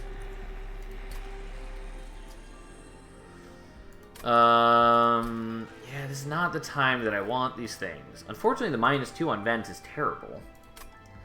If I just left it open, we could have done the -2 on the Helical.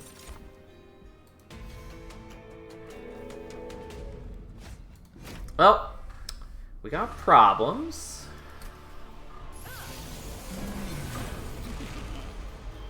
And you do exactly 10. It really depends on the ordering you move, but... So we can. Okay, that's fine.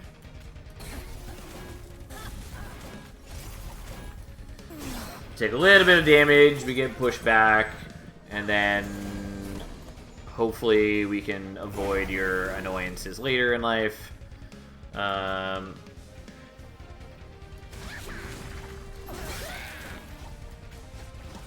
And then we build up a tiny bit of armor. Yeah, this is what I was afraid of.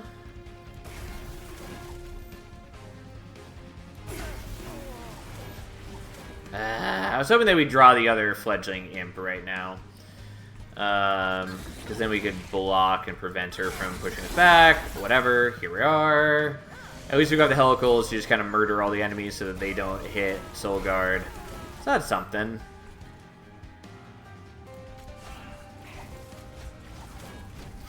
So we can build up a little bit of defense between now and then.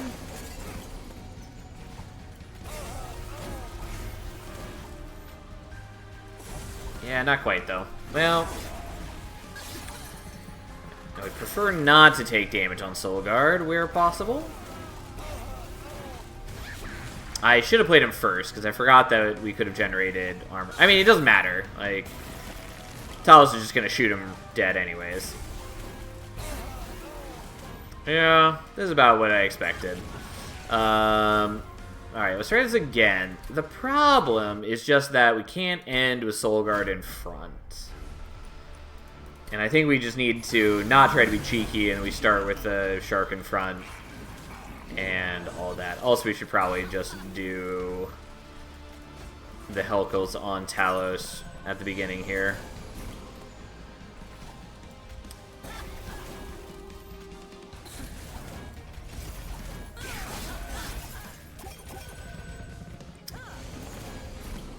Okay.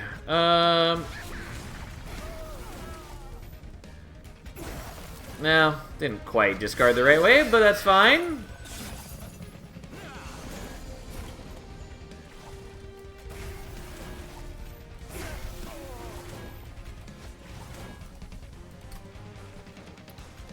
We'll just get you out of the way and then gain slightly more armor.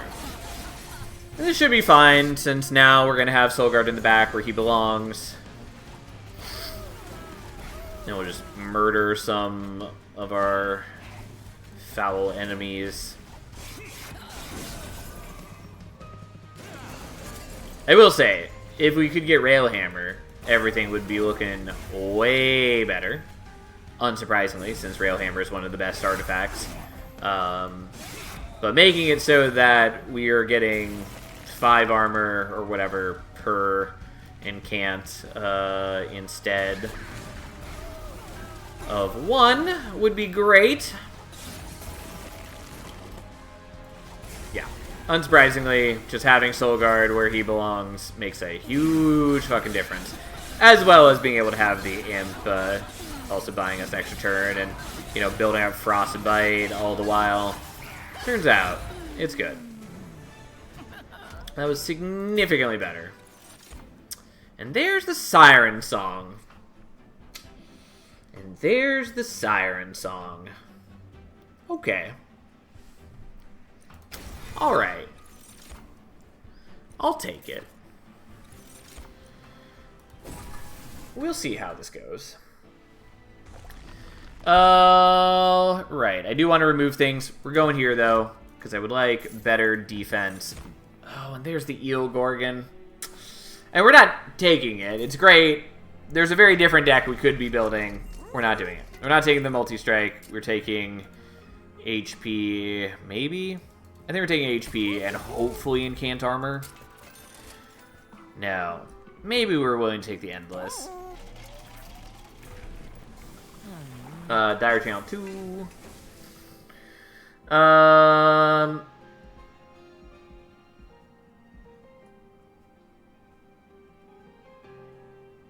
I am willing to go to this Merchant of Steel, I think. Although it could be nice going there. I don't think I'm going to have a ton of money. Well, maybe I do.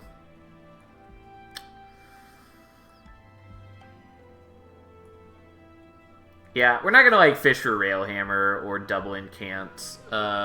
Like, Founding Seal and Railhammer would both be great, but I don't really want to route here just looking for those. So I'm willing to leave a slot open now and see if we can hit Incant Armor later. Yeah, I'll take it. It's concerning, but I would like random artifacts. I would also like these calcified embers to stop being calcified and ember-like. But, you know, take what we can get. I also meant to play with the Train Steward, but I forgot.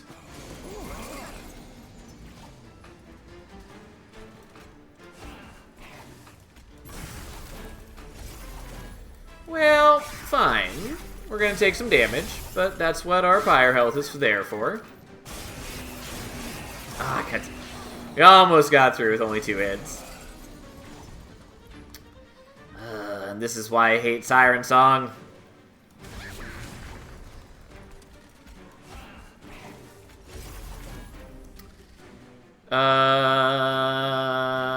Honestly, is it better to just use the Siren Song?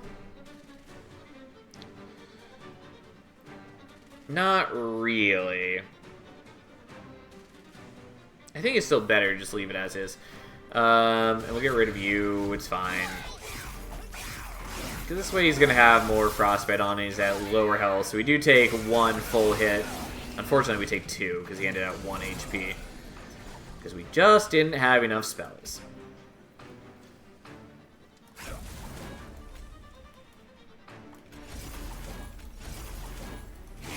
Well, unfortunately, we are bleeding out from these spikes pretty badly, but... Oh, God. Because we finally draw our helicals. Yeah, it's a problem, man. It's bad.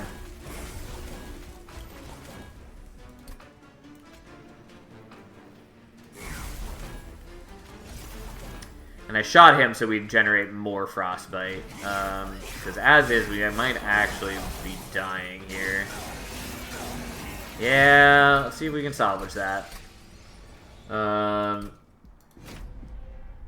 This is what I was worried about. And I probably shouldn't have done it.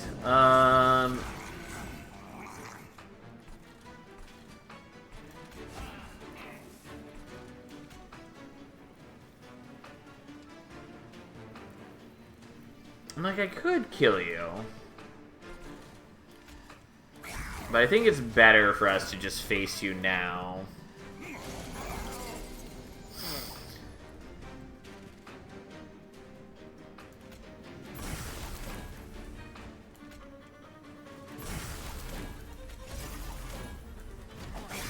That should save us a little bit of health. Not a ton. But a little bit. And there's this stupid turn, which is annoying.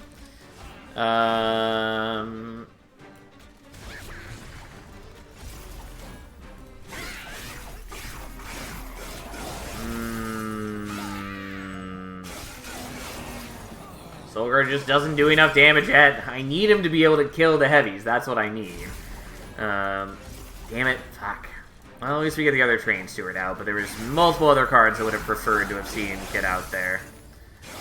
At least we only take 1 hit from you because we have the extra damage on. Anyways, here we are. Not in great shape.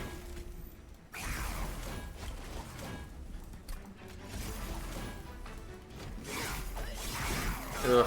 Ugh. Ugh. God, can I...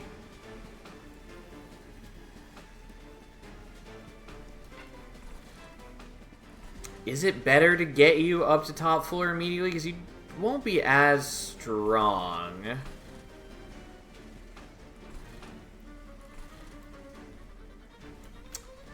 I mean, I think we're fucked no matter what, but...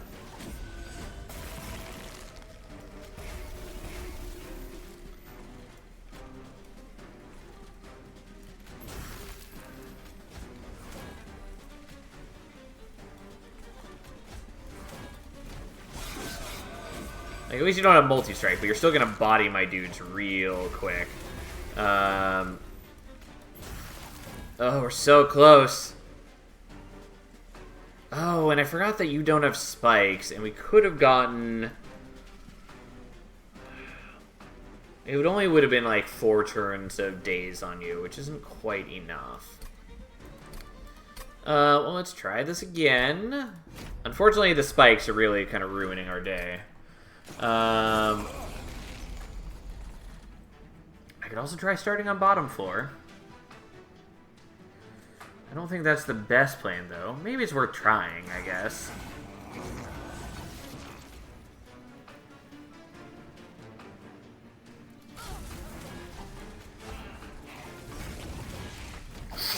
Since the Frostbite has more turns to activate, and the boss will be weaker when he gets there.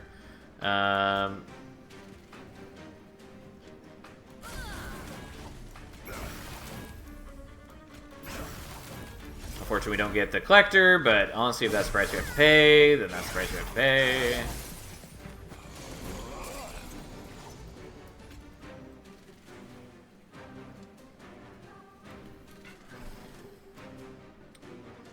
Yeah, dazing you doesn't change anything. Yeah, you're gonna die no matter what, because you'll attack into the spikes regardless.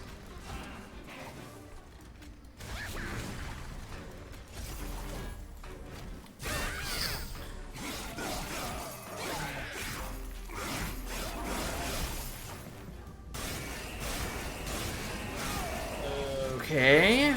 I mean, this is sort of going better for the moment, but...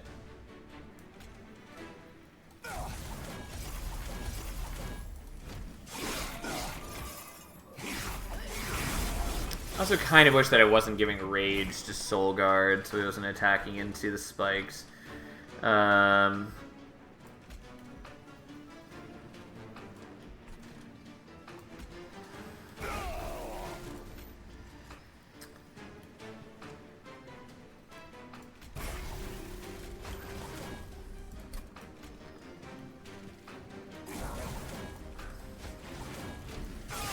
I probably should have just played all my spells bottom floor. Yeah, we are very close here. We surprisingly have it.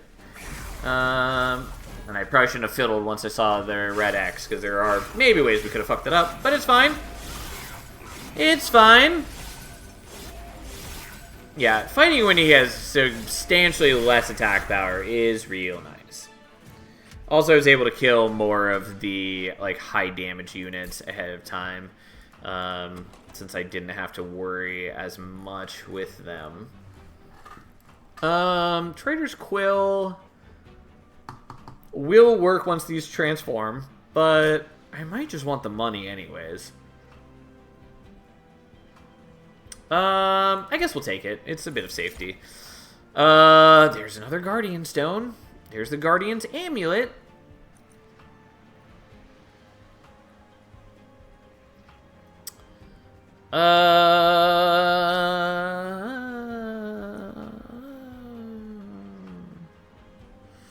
We're gonna skip it.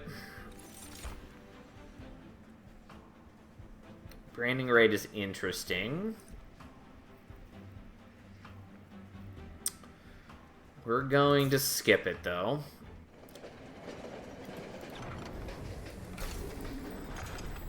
Okay, we do have a lot of problems to overcome, but fine.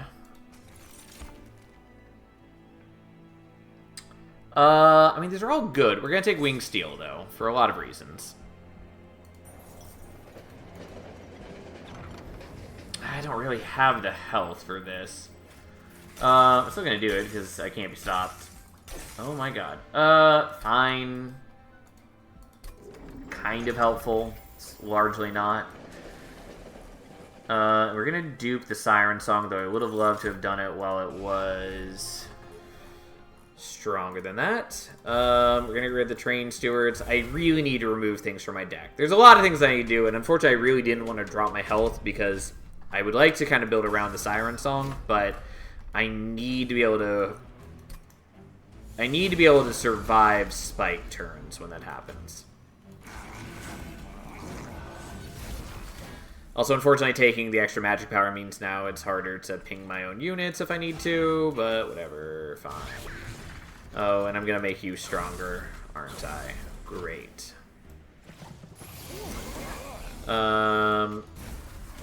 Would have loved the Siren Song right here.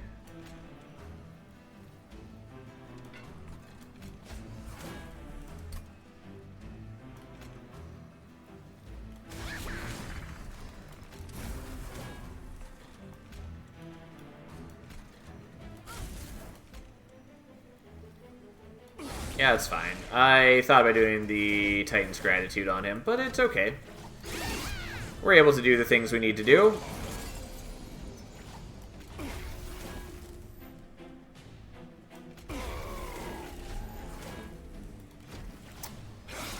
Alright. Also, having the Siren Song today's patient is also pretty nice.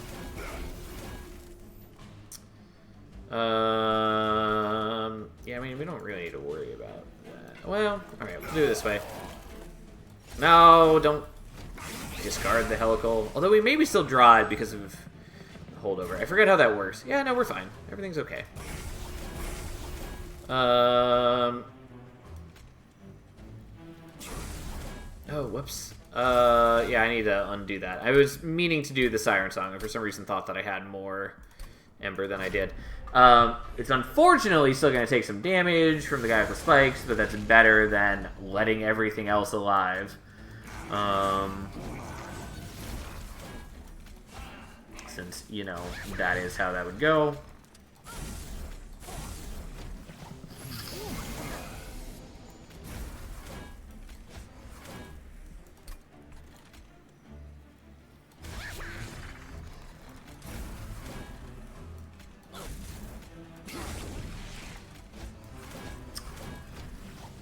Alright.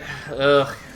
This deck is a mess. We knew that was going to happen, but I'm trying, man. We're working on it.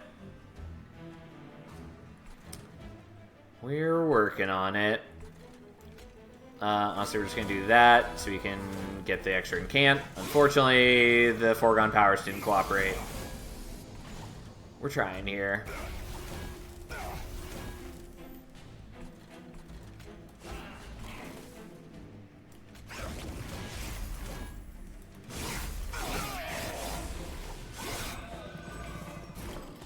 Okay.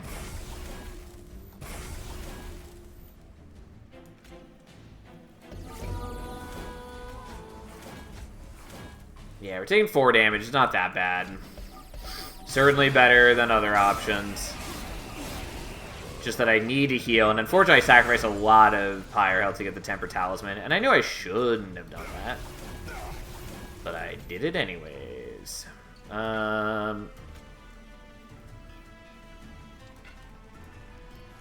Why are you not dying? Well, let's do this. And I guess the answer is just because I don't do a lot of damage and I don't give off as much frostbite as I think I do.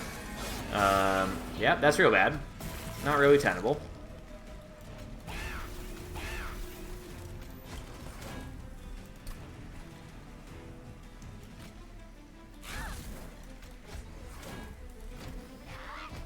Okay.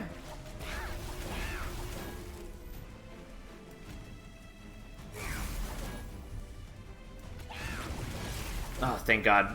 Well, I don't like that we went down to 8 HP, especially because we're so close to not having done that, but... man, we have a bad deck, and we're real struggling. We are hardcore struggling. Ugh.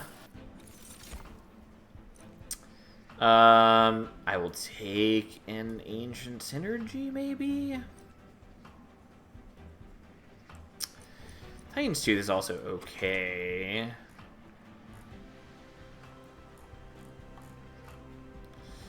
I just need to refine my deck and it'll get so much better. The problem is I can't really play the Ancient Synergy currently, and that might change.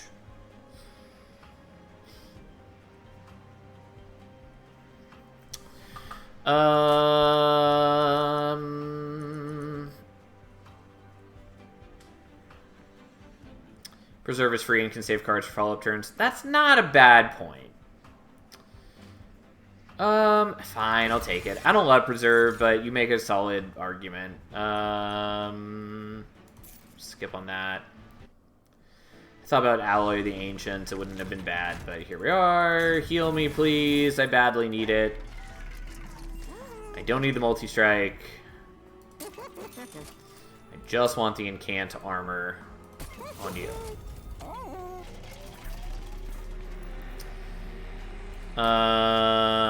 Magic power.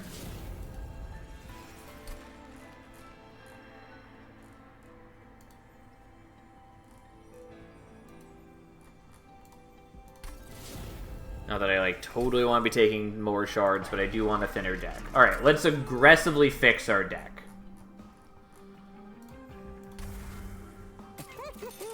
Because I've been running with a bad deck for too long.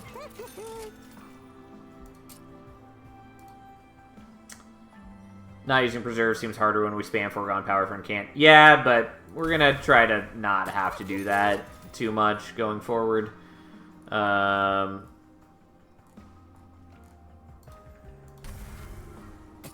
But, like, I mean, I really just would love to visit more Merchants of Magic. We at least get one next ring. We'll see. Just removing all of those, though, should make things much better.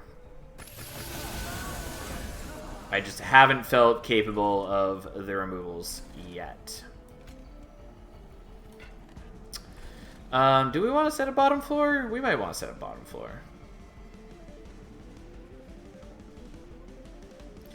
I think we still want to set up top floor. Is it questionable at best? Yeah, absolutely it is. But that's fine. Also, I kind of wish that I hadn't taken the Tempered Talisman, but I did take it, and here we are.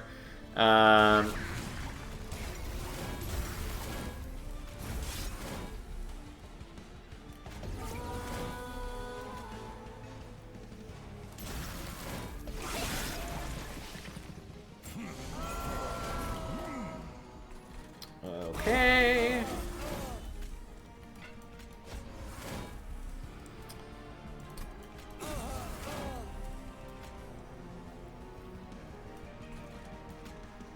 I'm going to do that for safety, because I can't afford for the guy in back to survive. And also, I don't really want him to attack into me. Just not ideal in the grand scheme of things. Also, I forgot that I have Trader's Quill, which is kind of cute. It's fine, we'll just use this now so then we can get more Incants and a little more Frostbite on Fel. That's okay. We're alive for the time being. Don't let sources tell you otherwise.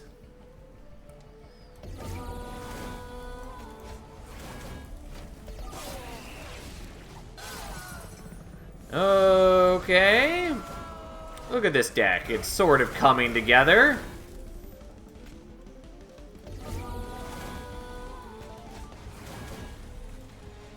Now if we can just double stack the Siren Songs and make other things cost less, it will work a lot better. Unfortunately, we're still very vulnerable to spikes, but that's probably why we have things like the Helicals. Unfortunately, they don't do enough damage to, like, really fix that problem, and there are a number of waves that would still absolutely body us, but we're trying, man. We're trying real hard.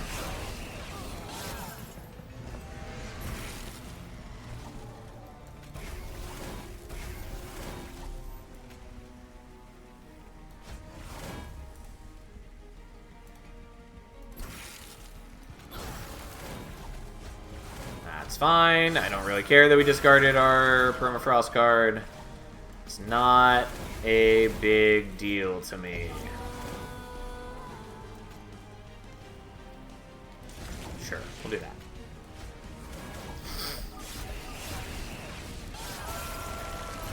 that. Okay, and then we can beat Fel. No problem. I mean, ignore the part where it is sort of a problem, and focus on the part where it's not a problem.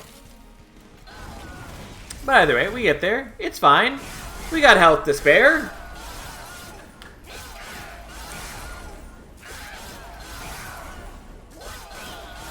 Oh, God. What a mess of a deck.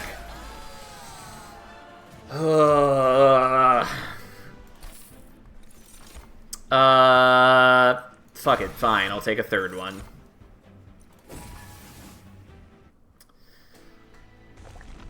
We're going here. Yes. Beautiful Railhammer. It's not absolutely perfect, but it does help a lot.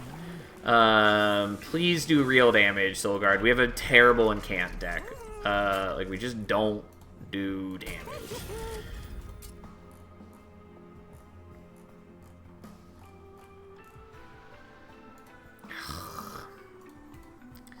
I think we have to minus cost you, basically.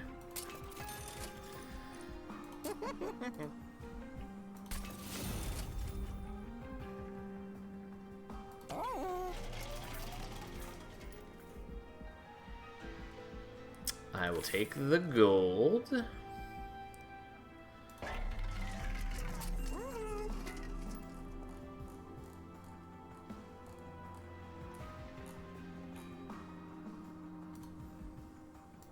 Get rid of the Titan's Gratitude. I still have so many things that cost way too much.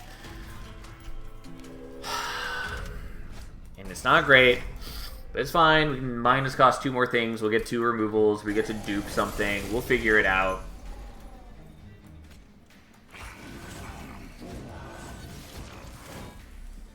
I also just wish that we didn't start with so many things that...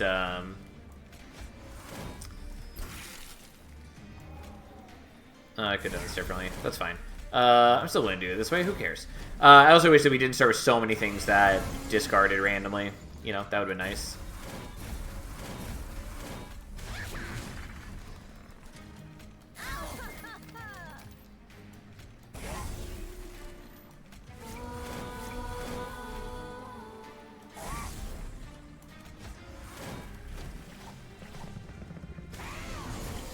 If not for foregone powers, you could also use Preserve to freeze the dead weights. Yeah, that would also be nice, but not an option.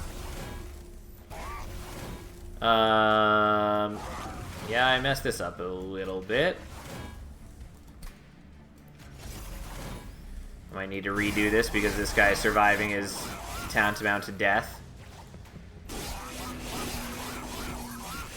I mean, technically we survived, but we don't really survive. We're going to try that again, because I meant to play the Siren Song, and I fucked up.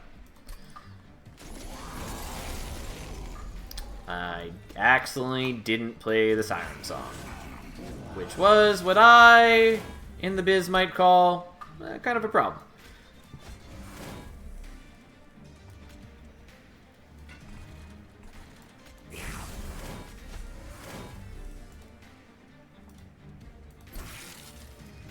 Doesn't matter, we just want to generate stuff. That's what we're doing.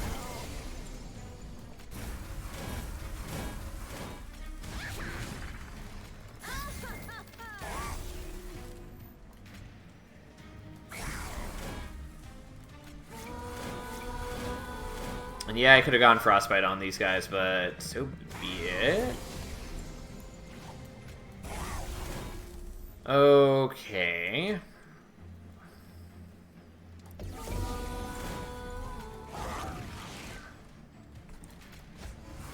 Unfortunately, still taking some damage. Yeah,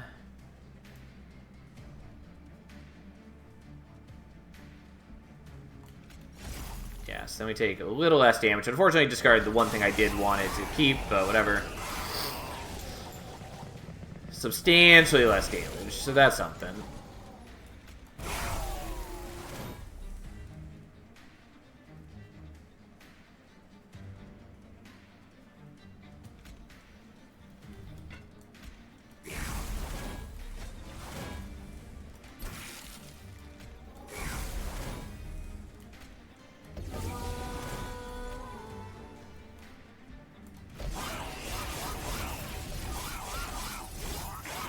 He still got one attack in, which is painful. I was hoping that that wouldn't be the case.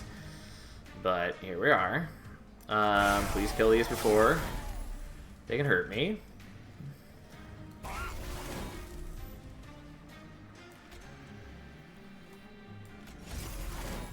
Well...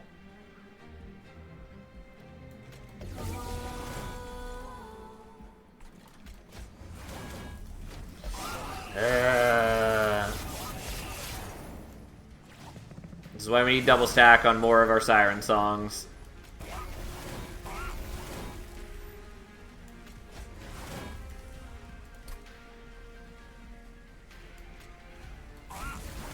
And or we need them to cost 0 as well. It would be nice, but they're kind of at odds with each other.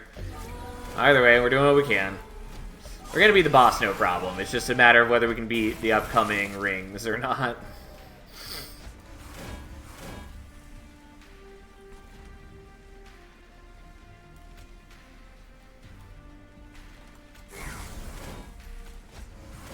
Well, we're definitely not going to be playing that siren song.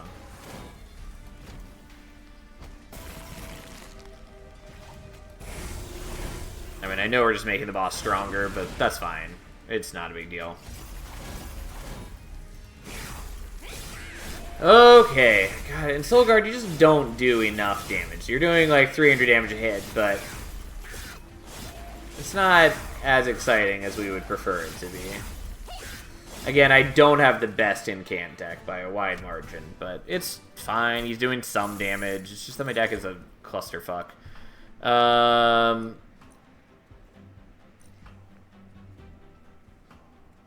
These would have been helpful way earlier.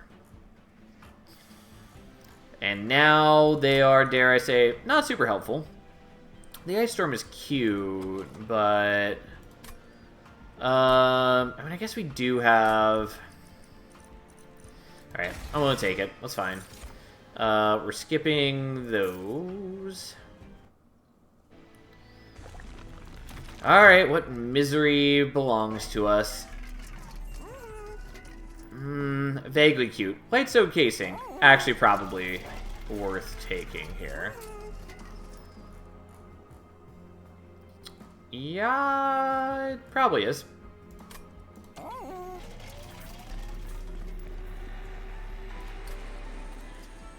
Fine, we'll take that. We'll get the Purge on a Foregone Power. We will do that. And I guess we'll see what's... Yeah, those are worthless for us. More or less. We are going to do that.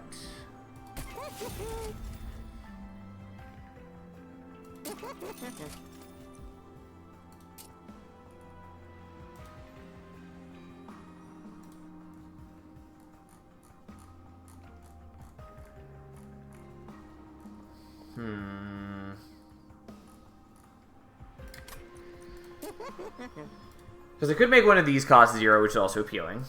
I'm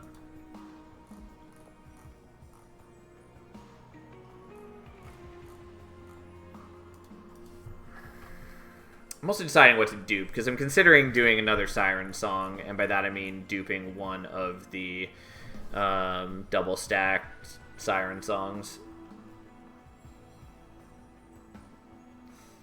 20 consume on a torch would have been good. Fair point. It probably would have been. I'm definitely getting a little tunnel visioned, to say the least. Could also make another helical. I don't think we really need that, though.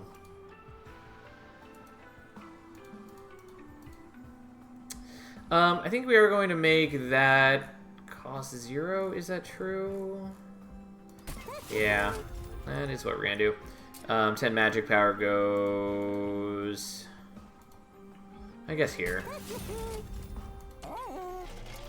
And then we're going to do you. And then we're going to get rid of you and... I guess you... Problem is I can't play the torches most of the time either.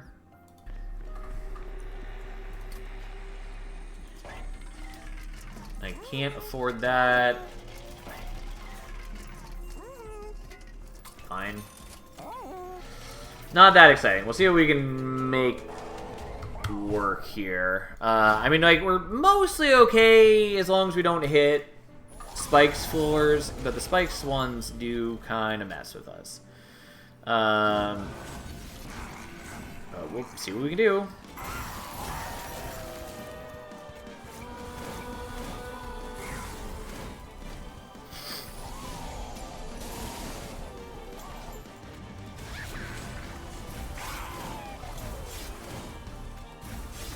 There it is.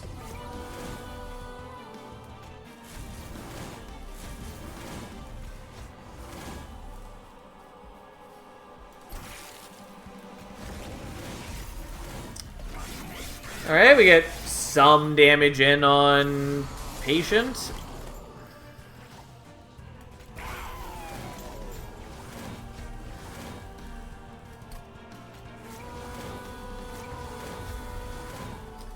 And we just build up our stacks and do what we can and build up a ton of melee weakness here that we'll hopefully never have to worry about.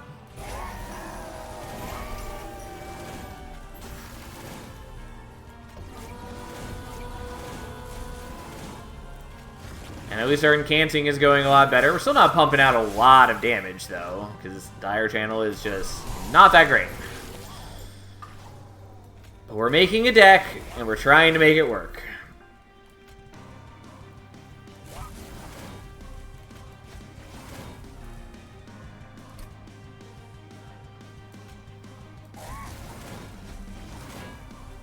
Don't really care. We're just playing out the things to play them. I mean, I guess I could have held on to it.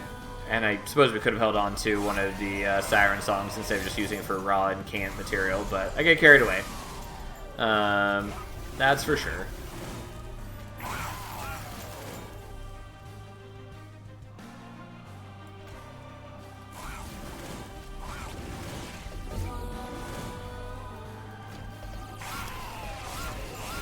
Alright. And we get a chunk of damage in on the Patient. We have 6 melee weakness, which is a lot, but that's fine. We also have a ton of armor. I don't think Seraph will be attacking at all. You would be correct. Actually, we can do this. Oh, and I do have the Siren Song, which I did not realize. That's fine. We'll do it like this.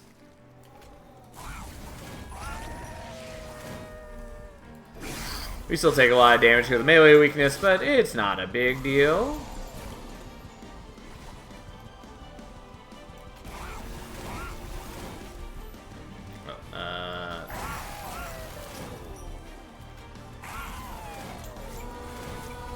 Look at all that singing we can do.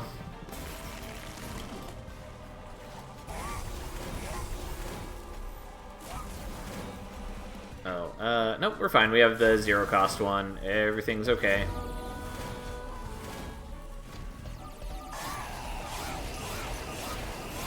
There we are. And then we just don't do a Siren Song here. Which unfortunately is like half our deck now, but that's fine. We have tons of armor. We can avoid all the problems. We've got 21 turns for Soul Guard to chunk him down.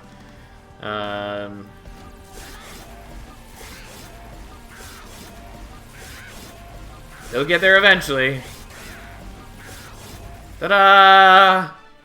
We have beaten Seraph at least. Now if only we can beat Divinity. Unfortunately, we don't have enough shards for Hef to offer us the Shard of Divinity, the plus 100 armor, because I would strongly appreciate that, because there's a couple waves that are going to look maybe really bad for us. Like, I don't know that we're going to be able to kill the mini-bosses. We could also try setting up bottom floor. We probably have the armor generation for that to work.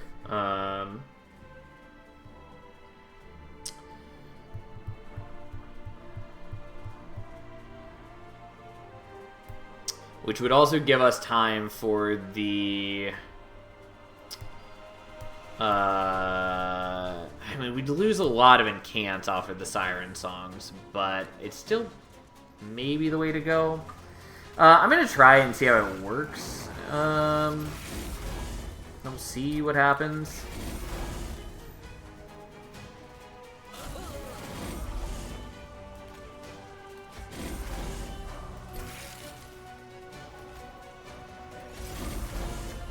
I think having Siren Song axes is pretty important for your incant scaling and Titan Sentry preservation. I also think that, but I worry about the mini-bosses. And so I was trying to see if it's doable to not do that.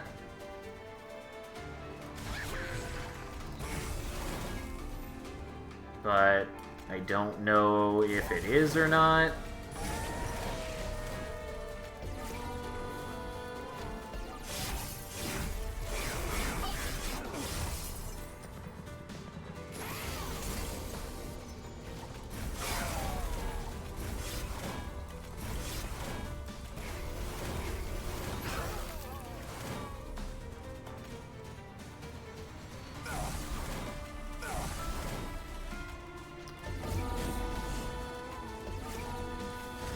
But we'll see. We shall see.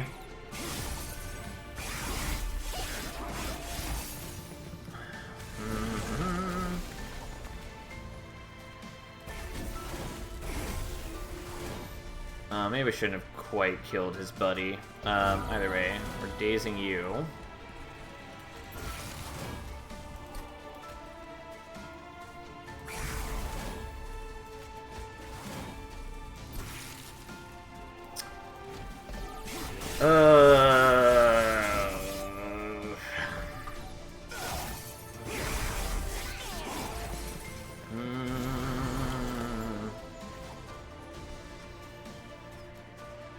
Yeah, you just have so much HP.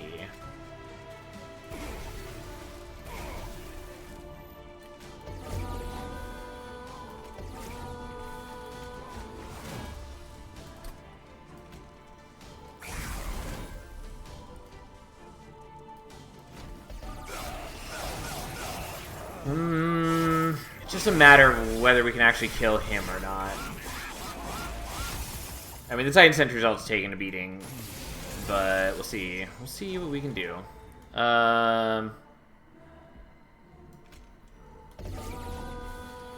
Yeah, that kills me.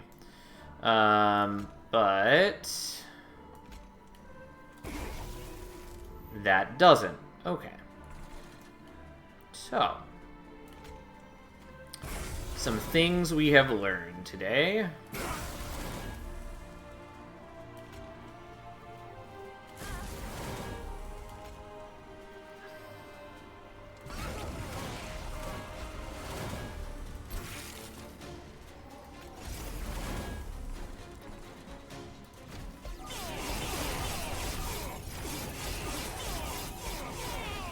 Just barely.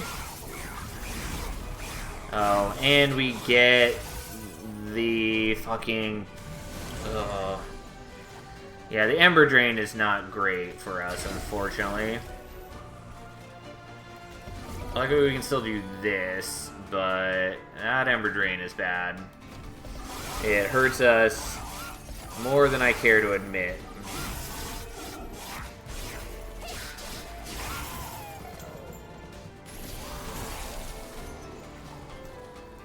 Well, that definitely needs to happen. Okay.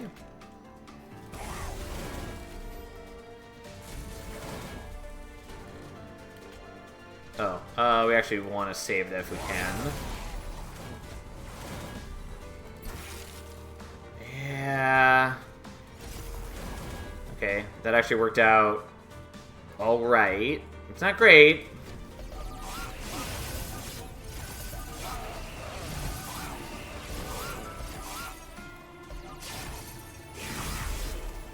Ugh.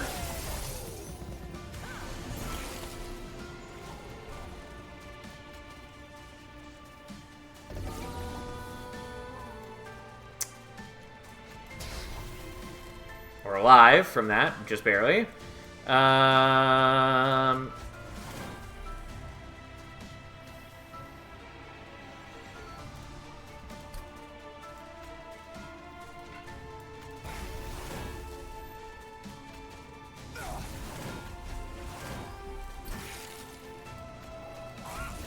then we can kill off your minions. We're alive for the moment.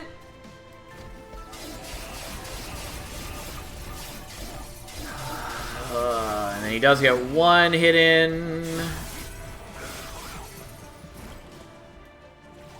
Oh, thank God. I thought we were gonna make it, but I wasn't totally certain. Okay. And we're not going to fuck around with these because he will deal damage on death, and he also deals damage on death. And so if I did use the Siren Song, I'd actually kill myself right now. We're not doing it. Everything's fine. Everything's fine. Oh, God.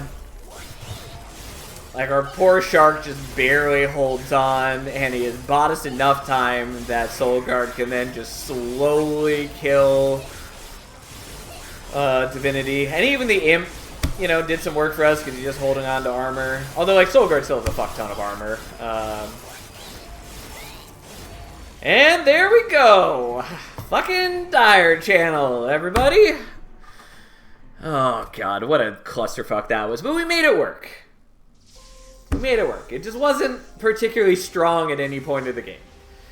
God, I underestimated the power of Railhammer with 2 Incant armor sources. Foolish me. Yeah, no, Railhammer is real good. Like, especially in Stygian. Like, it's great in general, but especially in Stygian, it's even better. It's also great in Wormkin, because you also have a number of, like, normally small armor generators, like Shard Soul Carver and Shelter and Shellsmith, Echo Right. Although, like, Shellsmith already gives off a lot of armor, but it makes it even more. And it also makes it easier to just splash a level of Shellsmith and still give off obscene amounts of armor. Without the Siren Song, Soul Guard went from 448 damage to 322. That is true. But in return, it also meant that, like, the main reason that I wanted to set up bottom floor was because with the mini bosses, I needed to have the Siren Song going into them because we were not doing 700 plus damage with Soul Guard. That just wasn't the case. So I needed a turn where Soul Guard would be able to shoot the bosses and shave off like 200 HP. But I also still needed to be able to Siren Song them. So that meant that I had to get a turn where they weren't getting dazed. So that's why we had to do that. No, bottom was correct. I was just pointing out how much they were doing. Yeah, no, I understood. I just was explaining my thought process on that. But yeah, I'm glad that worked. It was something. It was not the cleanest deck, not the cleanest win, but we got there. We got another one off the board, or on the board, however you want to say it. That